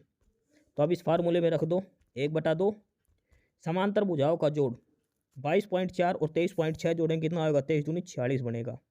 बीच की दूरी कितनी है? 10, काटेंगे 2 को 23 से, तो 23 गुणा 10 करेंगे कितना आएगा? 230 वर्ग सेंटीमीटर। सीधा फार्मूला बेस क्वेश्चन है, 1/2 समानांतर भुजाओं का जोड़ गुणा में बीच की दूरी, ये फार्मूला हमें लगाना है। ऑप्शन ए उत्तर हो जाएगा इसका। अगला है सवाल नंबर 75। 7500 रुपये की एक राशि चक्रवृद्धि ब्याज पर 8% प्रति वर्ष की दर से 1.5 साल के लिए निवेश करी जाती है, जब ब्याज अर्धवार्षिक रूप से संयोजित होता है, तो मिश्र धन ज्ञात करो। तो भाई देखो मिश्र धन का तो सीधा सा फार्मूला है क्या? ब्याज जमा में मूलधन। तो मूलधन तो हमारे पास दे रखा पहले ही 7500 रुपये, मिश्र धन निकालना है। अब देखो कंपाउंडेड सेमी एनुअली है, तो टाइम हो जाएगा डबल, 1.5 साल का कितना हो गया 3 साल। रेट 8% रेट हो जाएगी, आधी कितनी हो जाएगी 4%। तो अब ये निकालना है 7500 का 4% की दर से 3 साल का CI निकालना है, फिर वो इसके अंदर जोड़ देना है सीधा सा ये। ठीक है, 4% का मतलब क्या होता है, 4% का मतलब हो गया कि 4/100 यानी कि 1/25, यानी कि 25 रुपये कितने हो गए 26 एक साल के लिए। ठीक है, 3 साल का हिसाब से हमें निकालना है, तो वो सीधा सा फार्मूला लगेगा प्रिंसिपल।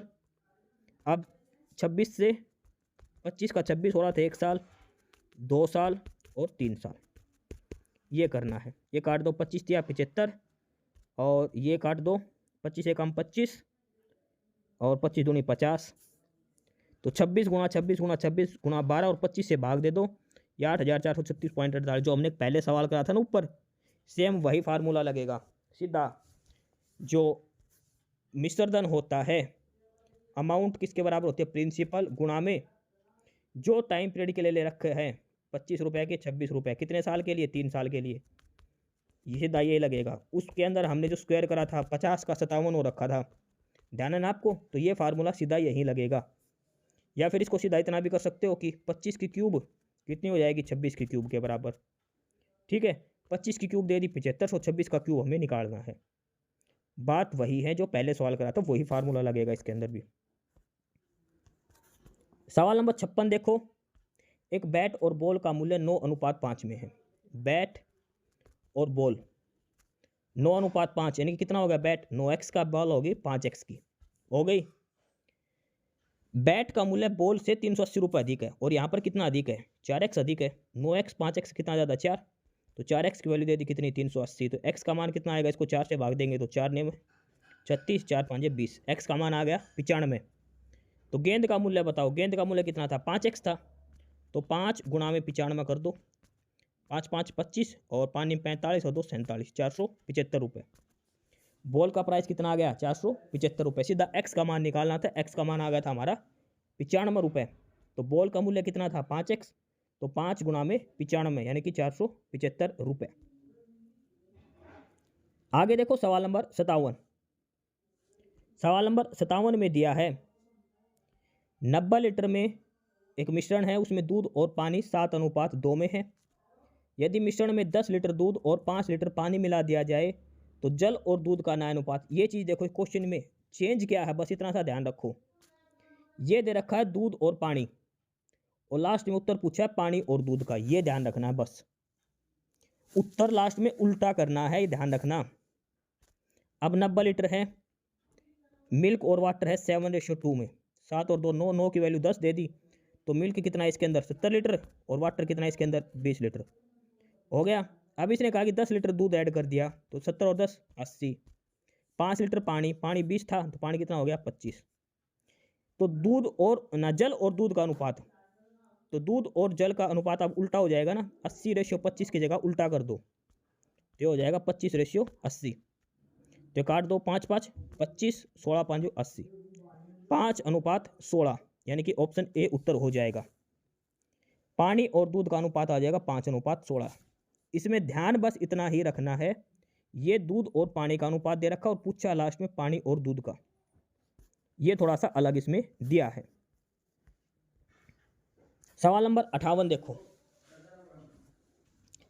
सवाल नंबर 58 दिया है कि एक फर्म ने मुद्रास्फीति के समय कर्मचारियों को 12:5 के अनुपात में कम कर दिया, यानी कि पहले 12 कर्मचारी थे, अब उसकी जगह 5 कर्मचारी रह गए, और प्रति कर्मचारी औसत वेतन 9 से 17 बढ़ा दिया। पहले एक कर्मचारी को 9 रुपये अगर सैलरी मिलती थी, तो अब उस कर्मचारी को 17 रुपये सैलरी ये देने लग गए। पहले 12 कर्मचारी थे, अब 5 कर्मचारी हो गए, सैलरी पहले 9 रुपये थी, अब वो 17 रुपये कर दी। ऐसा करने पर फर्म ने 46,000 रुपये बचाए। भाई एक बार काम करने से, कर्मचारी कम करने से, सैलरी उनकी बढ़ाने से 46,000 रुपये उसके बच गए। तो फर्म का प्रारंभिक खर्च कितना था, तो यानी कि जब फर्म जो महंगाई से पहले शुरू में उसका कितना खर्चा होता था फर्म का, ये हमें इसमें बताना है। ठीक है, देखो पहले एम्प्लॉय कितने थे, पहले एम्प्लॉय थे 12, बाद में एम्प्लॉय कर दिए 5। पहले सैलरी थी 9 रुपये, अब जाने लगे 17 रुपये। तो पहले कितना रुपये जाते थे, 12 कर्मचारियों को 9 रुपये के हिसाब से 12 9 108 रुपये। अब 5 कर्मचारियों को 17 रुपये के से कितने रुपए जाने लग गए? 85 रुपये। तो इस फर्म के कितने रुपए बचने? पहले 108 रुपये खर्चा होता था इस फर्म का, अब 85 रुपये खर्चा होता है। कितने रुपये बच गए इसके? ये 23 रुपये। 23 रुपये फ़ायदा होने लग गया ना। लेकिन 23 की जगह फ़ायदा कितने का हो रहा है? 46,000 का। कितना गुना है? 2000 गुना। भाई 23 दूनी 46, 2000 गुना फ़ायदा हो रहा है। तो ये पूछा कि पहले कितना खर्चा होता था? पहले 108 रुपया खर्च हो रहा था, तो इसका 2000 गुना कितना होएगा? 216 और फिर पीछे 3 जीरो, यानी कि पहले फर्म का कितना खर्चा हो रहा था? 2,16,000 रुपये का खर्चा पहले हो रहा था। सीधा सा सवाल है, पहले 12 कर्मचारी थे, 9 रुपये सैलरी मिलती थी, तो 108 रुपये देते थे। कब? अब 5 कर्मचारी बच गए, उनको 17 रुपये सैलरी देती, तो 85 रुपये जाने लगे। कितने रुपए की बचत हो गई? 23 की। 23 की वैल्यू दे दी 46,000 रुपये। हमें 108 की वैल्यू निकालनी है, तो 46,000 यानी कितना गुना होगा? 2000 गुना। तो 108 गुना में 2000, 2,16,000। ऑप्शन सी उत्तर हो जाएगा। आगे है सवाल नंबर 59। नीलेश ने 5,000 में कुछ जौ खरीदे, आधा हिस्सा 20% लाभ पर बेच दिया। यदि उसे पूरे पर 15% लाभ कमाना है तो शेष जौ का विक्रय मूल्य ज्ञात करे। भाई उसने कोई भी चीज़ खरीदी 5,000 रुपये की, आधे को उसको 20% प्रॉफिट पर बेच दिया। ठीक है भाई, 5,000 यानी कि 250, 2500 हो गए। 2500 रुपये के 2 हिस्से हो गए। अब आधे थे 2500, इसको 20% प्रॉफिट पर बेच दिया, तो 2500 का 20% कितना हो गया? 500 रुपये। तो पहले वाले पे कितना रुपये प्रॉफिट हो गया इसको? 500 रुपये का। ओवरऑल उसको 15% प्रॉफिट चाहिए। 5,000 का 15% कितना होएगा? 5,000 का 15%, 15 5 75। ओवरऑल उसको सारे पर 550 रुपये प्रॉफिट चाहिए। पहले वाले को 500 रुपये प्रॉफिट पर बेच चुका, तो दूसरे 2500 पर कितना परसेंट प्रॉफिट चाहिए? इसको 250 रुपये चाहिए ना। तो कितने में बेचेगा ये? 2500 रुपये रेट है, 250 का प्रॉफिट, तो कितने में बेचेगा ये? 2750 रुपये में। बचे हुए जो है आधे, उसको कितने रुपए में बेचेगा? 2750। पहले वाले कितने में बेचे? 2500 का था, 20% प्रॉफिट यानी कि 500 रुपये का प्रॉफिट कर कितने में बेच दिया? 3000 के अंदर। आधे गेहूँ उसने 3000 के बेचे और आधे बेचे 2750 के। टोटल प्रॉफिट कितना होगा? 750 रुपये का, क्योंकि उसने 15% टोटल लाभ कमाया 5,000 रुपये के हिसाब से। तो बचे हुए जो है उसको कितने विक्रय मूल्य पूछा है? तो 2750 रुपये होगा। सवाल नंबर 60। 10 सेंटीमीटर त्रिज्या के एक ठोस गोले को पिघलाकर समान त्रिज्या की 8 गेंदें बनाई गई, तो प्रत्येक गेंद का पृष्ठीय क्षेत्रफल बताओ। भाई एक बड़ी बॉल थी, इसको पिघला के छोटी छोटी बॉल बना दी गई। कितनी बॉल बनी? 8 बॉल। बराबर है सारी सारी 8 हो गया 8। इसमें से किसी एक बॉल का पृष्ठीय क्षेत्रफल बताओ, ये पूछा है इसके अंदर। तो अब देखो, वॉल्यूम तो दोनों का बराबर रहेगा ना। इसका जो वॉल्यूम था वही छोटी 8 बॉलों का वॉल्यूम रहेगा ना। तो वॉल्यूम क्या होता है? 4/3 पाई आर क्यूब। ये किसके वॉल्यूम के बराबर? 8 छोटी बॉल के वॉल्यूम के बराबर रहेगा। बड़े की त्रिज्या कैपिटल आर, छोटे की स्मॉल आर। 4/3 पाई से 4/3 पाई कट गया। आर क्यूब यानी कि 10 की क्यूब, 10 गुणा 10 गुणा 10 बराबर 8 गुणा में छोटे आर की क्यूब। 8 नीचे आ जाएगा, आर की क्यूब हटाएंगे तो क्यूब रूट आएगा, तो 10 की क्यूब रूट 10 ही बनेगा, और 8 का कितना बनेगा? 2। 10/2 यानी कि 5। 5 जो त्रिज्या आई है वो त्रिज्या आ गई छोटी बॉल की। भाई नीचे 2 कहाँ से आ गया? 8 जो है इसका क्यूब रूट करना पड़ेगा। इधर देखो, इधर 10 की क्यूब बच गया, इधर बच गया 8 गुणा में स्मॉल आर की क्यूब। 10 गुणा में 10 गुणा में 10, नीचे 8 कर दिया। ये आर की क्यूब है, ये काट लो बेचे। 2 चौके 8, 2 5 10, 2 दूनी 4, 2 5 10, 2 से 5। ऊपर बन गया 5 गुणा 5 गुणा 5 आर की क्यूब। तो सिंपल आर निकालेंगे तो 5 गुणा 5 गुणा 5 इसका क्यूब रूट करेंगे, तो यानी कि कितना बचेगा? 1, तो 5 बार आएगा। तो छोटे वाली बॉल की त्रिज्या आ गई 5 सेंटीमीटर, बड़े की त्रिज्या थी 10। पिघलाने के बाद छोटी जो 8 बॉल बनी उसकी त्रिज्या आ गई 5 सेंटीमीटर। अब सफ़ेयर का सरफेस एरिया क्या होता है? 4 पाई आर स्क्वायर। तो 4 गुणा में 22/7 गुणा में आर कितना हो गया? 5। तो 5 गुणा 5 25, 25 गुणा 4 करें कितना? 100। 100 पाई का मान होता है लगभग 22/7 यानी कि 3 पॉइंट समथिंग, 3.14। तो ये 3.14 गुणा 100 करेंगे तो 314 पॉइंट कुछ बनेगा। ऑप्शन बी उत्तर आ जाएगा। सिंपल, पहले छोटी बॉल की त्रिज्या निकालो, फिर वहाँ से 4 पाई आर स्क्वायर का फार्मूले में रख दो। इस क्लास की पीडीएफ के लिए आपको हमारा टेलीग्राम चैनल ज्वाइन करना है, नॉलेज हब 7900 करके। डिस्क्रिप्शन बॉक्स में इसका लिंक दिया है। काफ़ी सारा स्टडी मटेरियल, काफ़ी सारी पीडीएफ आपको यहाँ से मिलने वाली है। ठीक है, आगे है सवाल नंबर 61। एक 7 अंक की संख्या है ये 161 x 208 जो 11 से भाग होती है। 4 अंक की संख्या है 953 y जो 9 से भाग होती है। तो x जमा y का मान बताओ, x प्लस y का मान बताओ। अब हमें ध्यान रखो, 9 से जो संख्या भाग होगी उसका नियम क्या है, सारे अंकों का जोड़ 9 से भाग होना चाहिए। तो 9 जमा 9 तो भाग हो गया, 5 और 3 8, 8 में क्या जोड़े कि 9 से भाग हो जाए 1, तो y का मान कितना आएगा, 1 आएगा। सीधा सा आ गया भाई। 9 से भाग का नियम क्या है कि अंकों का जोड़ 9 से भाग होना चाहिए। तो 9 9 और 5 14, 3 17, 17 में क्या जोड़े कि 9 से भाग हो जाए 1, 18। ठीक है, तो y का मान आ गया 1। x का मान निकालो। अब 11 से भाग का क्या नियम है, जो सम नंबर पर 1 3 5 7वें नंबर पर जो संख्या है उनका जोड़ किसके बराबर होगा, दूसरी चौथी छठी और 8वीं पर जो है उनका, यानी कि 1 जमा 1 जमा 2 जमा 8, 1 2 2 2 4 8 4 12, इसके बराबर होगा, इसके बराबर 6 जमा x जमा 0 के बराबर। तो यहाँ से x का मान कितना आएगा, 0 तो हट जाएगा, 6 जमा x बराबर 12, तो x कितना होगा 12 माइनस 6, यानी कि x का मान कितना आ गया 6। x का मान आ गया 6, y का मान आ गया 1, तो टोटल कितना हो गया 7। तो ऑप्शन ए है वो 7 उत्तर आएगा। 17 गलत छिप गया, ये 7 उत्तर आएगा यहाँ पे। x प्लस वाई का मान आएगा 7। ठीक है, आगे है सवाल नंबर 62। सवाल नंबर 62 में दिया है कि रवि और शिव की मासिक आय का अनुपात है 1:2, यानी कि रवि को मिलता है 1 रुपया, तो शिव को कितना मिलता है 2 रुपया सैलरी, और उनका मासिक व्यय है 1 और 3, यानी कि रवि अगर 1 रुपया खर्च कर रहा है, शिव करता है 3 रुपया खर्च। यदि प्रत्येक प्रतिमाह 4000 रुपये बचाता है तो शिव की मासिक आय ज्ञात करे। ये पूछा है, इनकी सेविंग कितनी है, दोनों 4-4 हज़ार रुपये बचा रहे हैं। लेकिन ये देखो खर्च, देखो रवि की इनकम भी कम है और खर्च भी कम है एज कंपेयर टू शिव के, लेकिन सेविंग इनकी बराबर है। सेविंग बराबर है तो शिव की मासिक आय हमें बतानी है कितनी रहेगी। देखो सिंपल, देखो रवि अगर x रुपए कमा रहा है तो शिव कमाएगा 2x। रवि अगर खर्च कर रहा है y रुपए तो शिव खर्च करेगा 3y करेगा। इसकी सेविंग क्या होगी, x माइनस वाई, है ना, कितनी दे रखी है 4000 रुपये। इसकी सेविंग कितनी होगी 2x माइनस 3y, वो भी किसके बराबर दे रखी है 4000 के बराबर, क्योंकि दोनों की सेविंग बराबर दे रखी है। ठीक है, दोनों की सेविंग क्या है, बराबर यहाँ पर दी गई है। यहाँ से दो इक्वेशन है, x माइनस वाई भी 4000 के बराबर है और x 2x माइनस 3y भी, इसको 2 से गुणा करेंगे तो 2x माइनस 2y बराबर 8000 रुपये। ये करेंगे तो कितना आएगा, y बराबर 8 में से 4 गए तो 4000 रुपये, y का मान आ गया 4000 रुपये। y का मान 4000 आ गया तो x का मान कितना हो जाएगा, x माइनस वाई बराबर 4000, y 4000 है तो 4 4 8000, तो इसकी आय हो जाएगी x यानी कि 8000 रुपये, इसकी आय हो जाएगी 2x यानी कि 8 दूनी 16000 रुपये।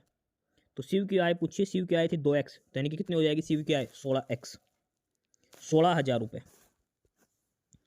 देखो एक बार फिर से ध्यान से देखना, एक की रवि और शिव दो बंदे हैं, यहाँ से देखो रवि और शिव, इनकम की बात करें, इसकी इनकम x है तो इसकी 2x है, क्योंकि 1:2 दे रखी है। खर्चा की बात करें तो खर्चा दे रखा 1:3 में, यानी कि अगर इसका खर्चा y है तो इसका खर्चा कितना हो जाएगा 3y हो गया। तो सेविंग क्या निकलेगी, सेविंग क्या होती है, इनकम माइनस एक्सपेंडिचर, जो सैलरी थी उसमें से खर्चा घटा दो, तो ये तो रवि की बचत आ गई। और इसकी बचत कितनी आएगी 2x माइनस 3y, ये इसकी बचत आ गई। लेकिन इसने कहा कि दोनों 4-4 हज़ार रुपये बचाते हैं, तो यानी कि x माइनस वाई किसके बराबर है 4000 के, और इधर से 2x माइनस 3y ये भी किसके बराबर है 4000 के। दो इक्वेशन दे दी, दो वेरिएबल हैं, ये करो तो x को या तो 2x बना लो, तो ऊपर को 2 से गुणा करोगे सारी इक्वेशन को, 2x माइनस 2y किसके बराबर हो जाएगा 8000 के, माइनस प्लस माइनस 2x से 2x कट जाएगा, 3y में से 2y गया तो कितना बचेगा y बराबर 8000 में से 4000 गया तो कितना बचेगा 4000।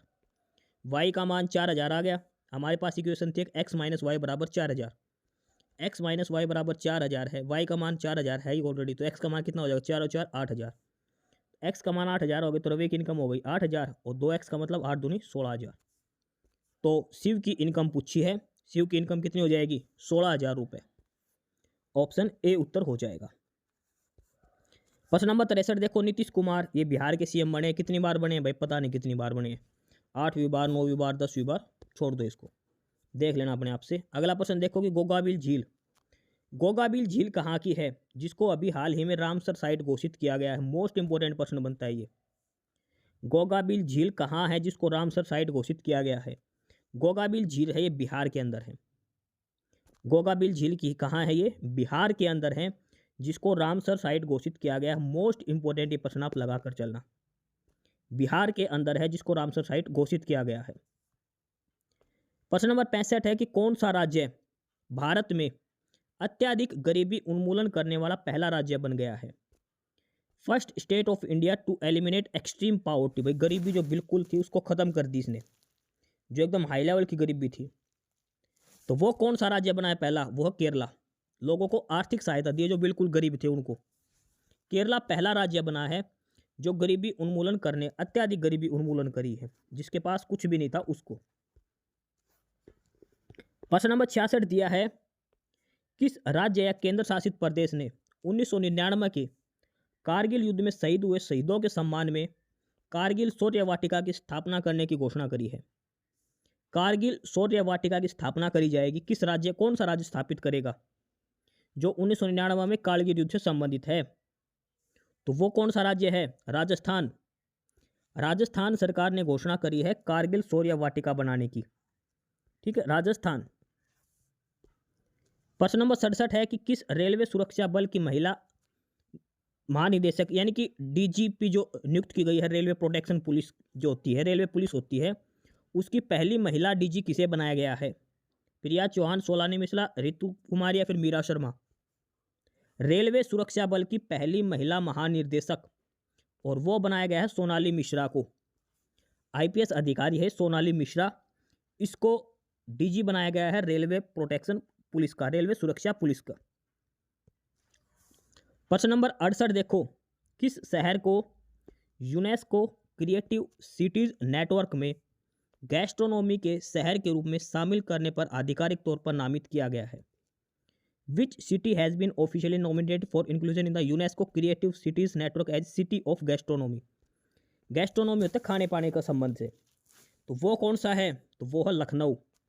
उत्तर प्रदेश की राजधानी लखनऊ को शामिल किया गया है सिटी ऑफ गैस्ट्रोनॉमी के रूप में UNESCO creative cities network list के अंदर। यूनेस्को क्रिएटिव सिटीज नेटवर्क में सिटीज ऑफ गैस्ट्रोनॉमी के रूप में लखनऊ को शामिल किया गया है।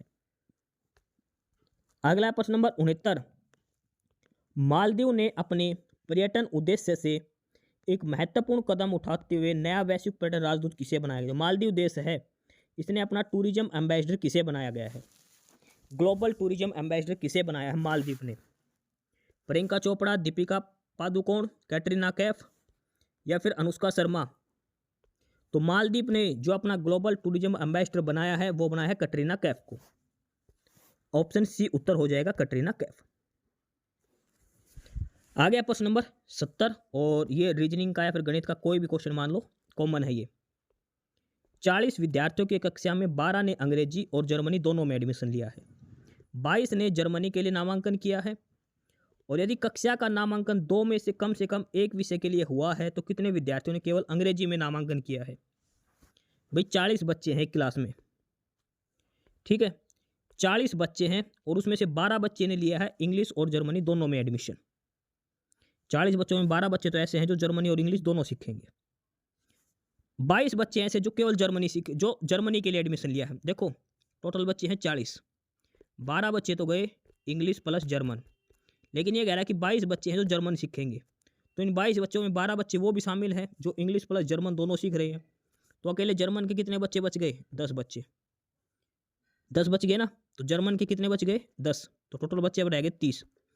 अब 30 के अंदर इस 30 में 12 बच्चे फिर ये कॉमन है ना दोबारा से, जो इंग्लिश प्लस जर्मन, ये 30 बच्चे वो हैं जो इंग्लिश सीखेंगे, लेकिन इंग्लिश प्लस जर्मन वाले 12 भी इसके अंदर शामिल है, तो वो भी घटा दो, कितने बच गए 18। तो ओनली इंग्लिश सीखने वाले हैं 18, ओनली जर्मन सीखने वाले हैं 10। तो इसके अंदर लास्ट में ये पूछा कि ओनली इंग्लिश सीखने वाले कितने, तो वो हैं 18। ए और सी बराबर ऑप्शन दे रखा, तो कोई भी ऑप्शन लगा दो। 18 बच्चे ऐसे हैं जो केवल और केवल जर्मन सीखेंगे, ना केवल और केवल इंग्लिश सीखेंगे, केवल और केवल जर्मन सीखने वाले 10 हैं। ठीक है, सिंपल सा है। टोटल 40 बच्चे थे, 22 बच्चों ने जर्मनी सीखी है, तो 22 ने जर्मनी के लिए एडमिशन लिया, लेकिन 12 बच्चे तो ऐसे हैं इनमें 22 में जो इंग्लिश और जर्मनी में, तो वो जर्मन वालों में काउंट होंगे ना, तो इस 22 में से 12 ये हटा दो, तो कितने बच गए 10 बच्चे। 10 बच्चे वो जो जर्मनी सीखेंगे, तो 22 बच्चे चाहिए घटा दो, तो सीधे 18 बचेंगे। कौन से, जो केवल इंग्लिश सीखेंगे, क्योंकि ये 12 इसी में शामिल कर लिया हमने जर्मन वाले में, तो कैसे भी सोल्व कर लो। सवाल नंबर 71 देखो, ए का मतलब है गुणा, बी का मतलब है भाग, सी का मतलब जोड़, डी का मतलब घटा, तो ये सोल्व करो। तो सबसे पहले कभी भी इक्वेशन सोल्व करो तो सबसे पहले भाग और गुणा सोल्व करना। तो ये भाग का मतलब है बी का मतलब भाग, तो 8/4 2 करेंगे तो कितना बचेगा, बी का मतलब है भाग, बी का मतलब भाग, तो 8 भाग में 4 2 करेंगे तो कितना बचेगा 4। 6 ए का मतलब है गुणा, तो 6 गुणा 4 कितना आएगा 24। यहाँ तक आ गया 24। डी का मतलब घटा 3, सी का मतलब जोड़ 21। 21 और 3 24, 24 में से 24 गए तो कितना बचेगा 0। 24 - 24 0, ऑप्शन बी उत्तर होगा। सवाल नंबर 72 इसमें बताना कि 4 के पीछे क्या आएगा, 4 के पीछे क्या आएगा। तो अब देखो 5 से 1 से देखो कौन कौन से हैं। देखो 1 2 3 है ना, यानी कि 1 2 3 ये तीनों बराबर हैं एक साइड में। इधर देखो 1 2 5, 1 1 2 2 5, यानी कि 3 के पीछे क्या है 5 है। 3 के पीछे क्या आएगा 5 है। जो फेस दिखाई ना दे वो एक दूसरे के अपोजिट में है, तो 3 के अपोजिट में 5 है, क्योंकि एक साइड 1 1 2 2 है। तो जो फेस दिखाई दे रहे हैं ना वो ध्यान रखना कभी भी उल्टे नहीं होंगे एक दूसरे के। ठीक है, अब इसमें देखो कौन सा, देखो ये वाला, देखो 1 2 3 वाला, ये पहला और चौथा देखो 2 है, इधर भी 2 है, 3 है, इधर भी 3 है, तो यानी कि 1 के पीछे क्या आएगा 6, 1 के पीछे क्या आएगा 6, और यहाँ से क्या आ रहा था 3 के पीछे 5, तो बच गया क्या 2 और 4, तो 4 के पीछे क्या आएगा 2 आएगा, ऑप्शन ए उत्तर हो जाएगा। 4 के पीछे क्या आएगा 2 आएगा। ठीक है, काफ़ी आसान है ये। सवाल नंबर 73 देखो, 3 अप्रैल को सोमवार है तो 26 अप्रैल को क्या होगा। देखो साल बराबर दे रखा 1952 का। अब 3 अप्रैल को सोमवार है तो इसके 7 दिन बाद भी सोमवार आएगा 10 तारीख को, फिर 7 दिन बाद सोमवार आएगा 17 तारीख को, फिर 7 दिन बाद सोमवार आएगा 24 तारीख को। 24 को सोमवार, 25 को मंगलवार, 26 को बुधवार, तो 26 अप्रैल को क्या होगा वेडनेसडे बुधवार। 7 दिन जोड़ते रहो, 7 दिन बाद सेम वही दिन आएगा 3 10 17 24, 24 का सोमवार तो 2 और जोड़ दो 26, 26 का बुधवार। अगला है 10:10 घड़ी में मिनट और घंटे की सुई का कोण क्या होगा। सीधा फार्मूला है 11/2 m वाला। ठीक है, वो सीधा फार्मूला इसमें लगाना है और उत्तर आएगा 115 डिग्री। कितना आएगा 115 डिग्री। एक चीज़ ध्यान रखना, ये क्लॉक है मान के चलिए, तो यहाँ पे 12 है, यहाँ पे 1, यहाँ पे 2, यहाँ पे 3, तो 12 से 1 के बीच में घंटे की सुई कितने डिग्री चलेगी 30 डिग्री चलेगी, ध्यान रखना। ठीक है, तो 10:10 का मतलब यहाँ पर आनी पड़ेगी मिनट की सुई। हर सुई को 30 मिनट, 12 से लेकर 1 यानी कि हर 5 मिनट में 30 डिग्री कोण चलती है मिनट वाली सुई। तो ये तो 60 तो सीधा चलेगी, 60 डिग्री से फालतू बनेगा। ठीक है, 10:10 की बात हो रही है, तो एक सुई मिलेगी इधर 10 पे और एक इधर 10 पे। 10:10 का पहले तो ध्यान रखना कैसा मैप बनेगा, तो यहाँ पे 9 है, ये 10 मिलेगा और ये 10 इधर, ऐसे कुछ कोण बनेगा जो बनेगा 115 डिग्री का, 115 डिग्री। तो 11/2 h वाला जो 11/2 m वाला जो फार्मूला करते हैं हम, वो वाला फार्मूला इसके अंदर लगाना है। इसके बाद आगे है सवाल नंबर 75, कथन निष्कर्ष का है। कथन दे रखा है कि कुछ ग्रह सूर्य हैं, कुछ ग्रह सूर्य हैं और कोई सूर्य तारा नहीं है। ये सूरज है, ये ग्रह है और ये तारा है, इनके बीच में नेगेटिव रिलेशन दिया है। पहला निष्कर्ष है कि सभी ग्रह सूर्य हैं, सभी ग्रह सूर्य हैं नहीं, कुछ क्लियर नहीं, ये लिख रखा है कुछ ग्रह सूर्य हैं, सभी का कोई मतलब नहीं दे रखा, तो मतलब ये गलत है। कोई तारा सूर्य नहीं है, तारा सूर्य के बीच में पहले नेगेटिव स्टेटमेंट है, ये बिल्कुल सही है। कोई भी तारा सूर्य नहीं है, क्योंकि कोई भी सूर्य तारा नहीं है, ये पहले लिख रखा है इसने। तो इसका मतलब केवल निष्कर्ष 2 का अनुसरण करता है, ये केवल निष्कर्ष 2 का अनुसरण करता है। अगला सवाल देखो, ये सीरीज कंप्लीट करनी है। 7 + 3 28, 6 + 4 12, 9 + 3 54, 8 + 3 किसके बराबर होगा। एक छोटी सी चीज़ देखो, ये 7 का 4 गुना दिखाई दे रहा, 7 चौक 28, ये 6 का 2 गुना, ये 9 का 6 गुना। भाई है तो पहली संख्या का मल्टीपल, लेकिन ये कोई 4 गुना कर रखा, कोई 2 गुना, कोई 6 गुना, ये चक्कर कहाँ से। अब देखो 7 और 3 का अंतर कितना है 4, तो इस 7 का 4 गुना कर दिया। 6 और 4 का अंतर कितना है 2, तो इस 6 का 2 गुना कर दिया। 9 और 3 का अंतर कितना है 6, तो इस 9 का 6 गुना कर दिया। 8 और 3 का अंतर कितना है 5, तो पहली संख्या का 5 गुना 8, 5 40। देखो दोनों संख्याओं के बीच जो अंतर है उसको पहली संख्या से गुणा कर दिया। 9 और 3 के बीच में अंतर है 6 का, तो 9 को 6 से गुणा कर दिया। 8 और 3 के बीच का अंतर है 5, तो 8 को 5 से गुणा कर दिया 40। ऑप्शन ए उत्तर होगा 40। अगला है सवाल नंबर 77। मोहन जहां खड़ा वहां से 7 किलोमीटर उत्तर की ओर चलता है, फिर दाईं ओर मुड़ता है, फिर सीधा 3 किलोमीटर चलता है, फिर दाईं ओर मुड़कर 7 किलोमीटर चलता है, तो प्रारंभिक बिंदु से कितने दूर है। देखो बिल्कुल सीधा सवाल है, डायरेक्शन वाले सवालों में ऐसे बना लो, नॉर्थ साउथ ईस्ट वेस्ट, ठीक है, वेस्ट और ईस्ट, ऐसे वेस्ट और इधर ईस्ट।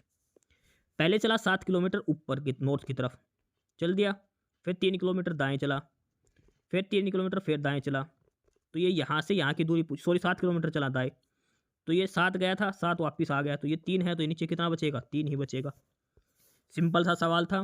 तो स्टार्टिंग पॉइंट से कितना किलोमीटर की दूरी है 3 की, ऑप्शन सी उत्तर हो जाएगा। 78 में देखो, ये आकृति किस के अंदर दी गई है वो बतानी है।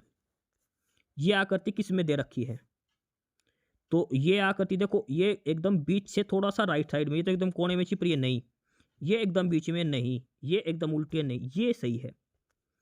तीसरे नंबर वाली देखो, ये सर्कल है, इसके अंदर ये आकृति दे रखी है ऐसे करके, तो ये एकदम बीच का पॉइंट है, उससे थोड़ा सा नीचे की साइड है, तो ये जो तीसरी इमेज है वो दे रखी है। अब इसमें तीसरी इमेज ऑप्शन ए और डी दोनों में दे रखी है, तो कोई भी आप एक ऑप्शन लगा सकते हो। जो आपको इसकी पीडीएफ मिलेगी ना, उसमें सारी करेक्शन होके मिलेगी आपको। सवाल नंबर 79 देखो, ये सीरीज पूरी करनी है। पी के बाद क्यू लगा दिया, फिर इससे पहले क्यू लगा दिया, फिर इसके बाद डबल क्यू, फिर इससे पहले भी डबल क्यू कर दिया। अब आगे क्या बनेगा, ये है, तो अब कौन सा क्यू आएगा, अब राइट साइड में क्यू आएगा, Q Q P triple Q. भाई पहले पी था, फिर इसके एक राइट साइड में क्यू लगा दिया, फिर इसके लेफ्ट में लगा दिया, फिर राइट में लगा दिया, फिर लेफ्ट में लगा दिया, अब अगला लगेगा राइट के अंदर, तो ऑप्शन ए उत्तर हो जाएगा इसका, ठीक है। क्वेश्चन नंबर 80 देखो, इसमें से बताना है कि कौन सा नंबर गलत है इसके अंदर, इस सीरीज में कौन सा नंबर गलत है।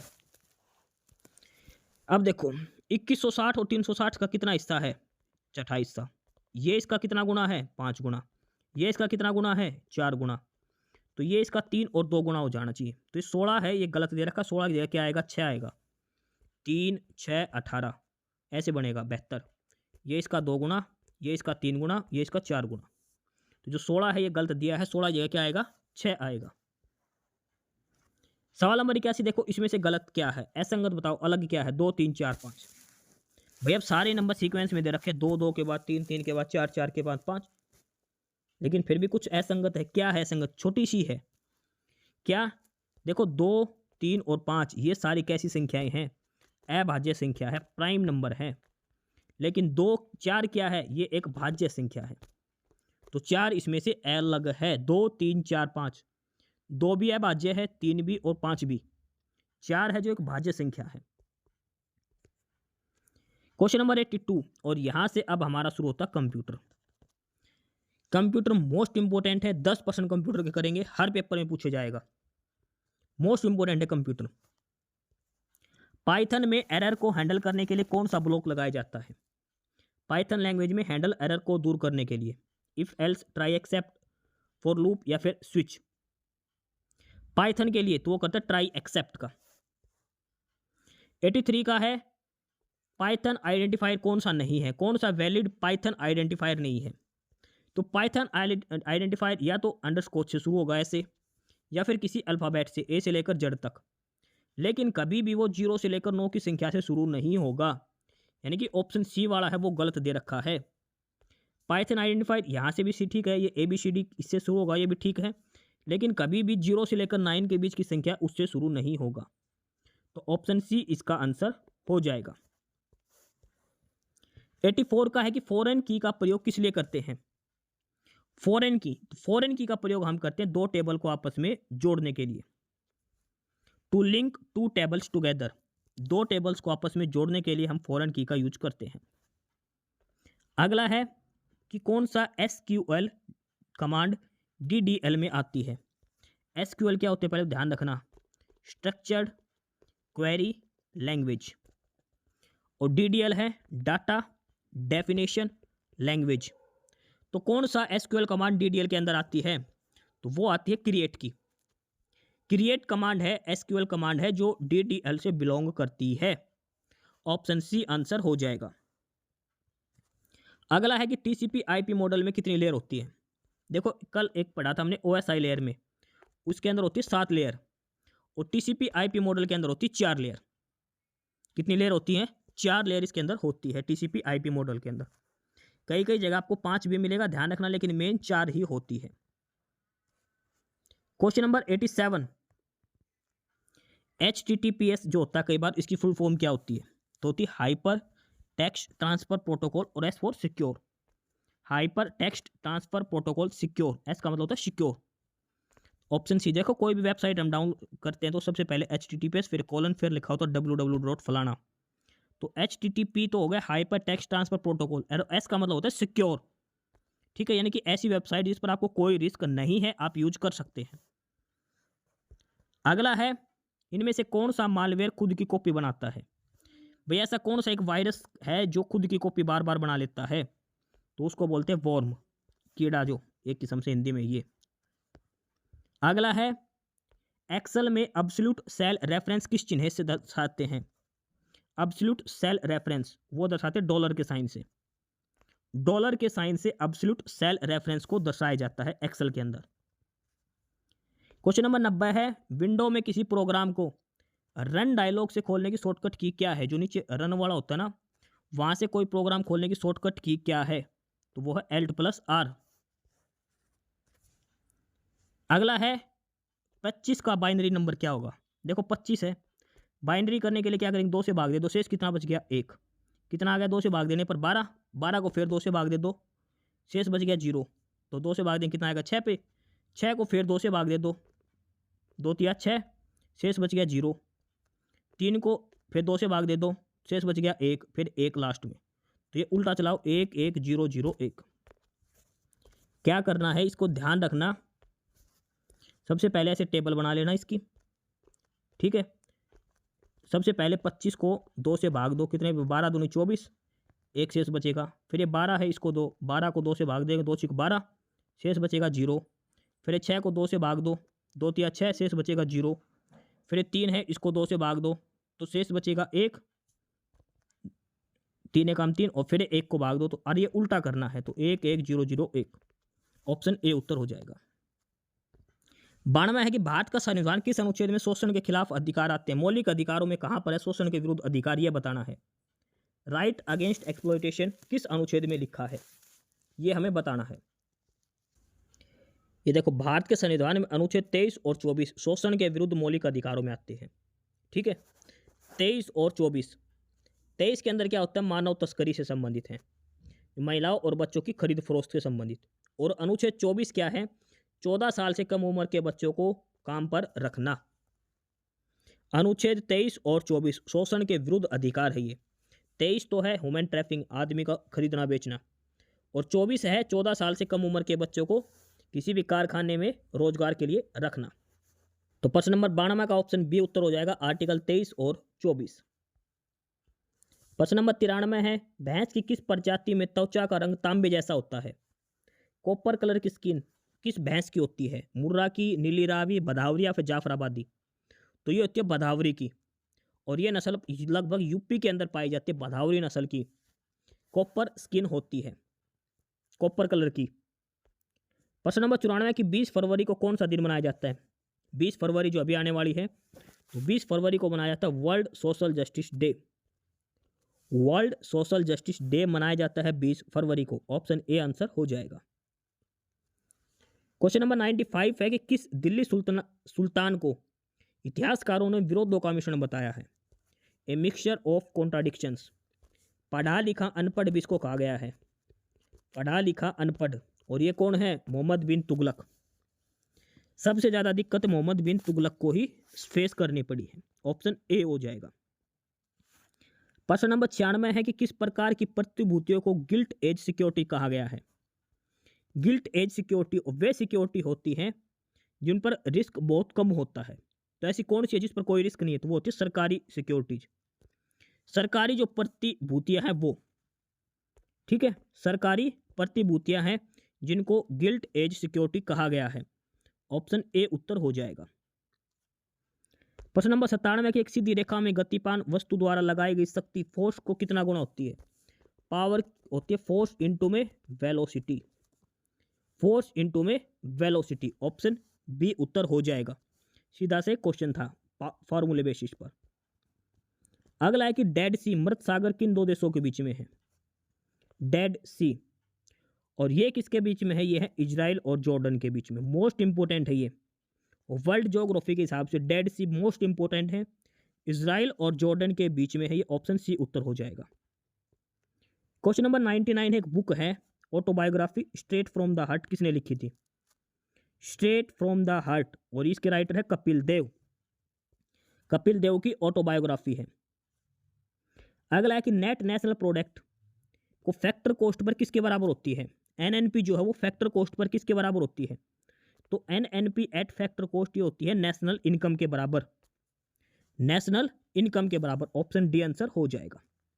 ये हमारा प्रैक्टिस सेट था। 100 क्वेश्चन हमने करे हैं और डिटेल में सभी का सॉल्यूशन आपको बताया है। अगर आपको लगे कि भाई कोई क्वेश्चन गलत बता दिया, गलत आंसर दे दिया, तो आप कमेंट जरूर करना इसके बारे में। और इस क्लास की पीडीएफ के लिए आपको डिस्क्रिप्शन बॉक्स में टेलीग्राम चैनल का लिंक मिलेगा। नॉलेज हब के नाम से टेलीग्राम चैनल है, आप knowledge hub Telegram channel join करें, सब्सक्राइब करें। काफ़ी सारी पीडीएफ, काफ़ी सारा स्टडी मटेरियल आपको वहाँ पर मिलने वाला है। तो आज की क्लास में ये 100 क्वेश्चन हमने इस प्रैक्टिस सेट के करे हैं जो हरियाणा पुलिस सीईटी मेंस के लिए काफ़ी इंपॉर्टेंट है। अगली क्लास में अगले प्रैक्टिस सेट के साथ जरूर मिलेंगे। एस्पिरेंट्स, यही था आज की इस वीडियो में आपके लिए, ठीक है। और बाकी अगर कुछ नहीं समझ में आया या कुछ पूछना हो या फिर किसी स्पेसिफिक टॉपिक पे पूछना हो, वीडियो बनवानी हो, तो आप कमेंट बॉक्स में कमेंट कर सकते हैं, ठीक है। बाकी आप हमारा चैनल नॉलेज हब को सब्सक्राइब जरूर करें, अपने फ्रेंड्स को रिकमेंड करें और वीडियो को लाइक करें, शेयर करिए, जुड़े रहिए हमारे साथ। मिलते रहेंगे आपके साथ रोज़ रोज़ नए कंटेंट के साथ, नई अपडेट्स के साथ, ठीक है। और चैनल को शेयर जरूर करें अपने फ्रेंड्स के साथ। एक बार फिर से जो एस्पिरेंट्स, जो कैंडिडेट्स नए हैं, वो चैनल को सब्सक्राइब जरूर करें अपने चैनल नॉलेज हब, ठीक है। मिलते हैं नए अपडेट्स के साथ, तब तक के लिए बाय।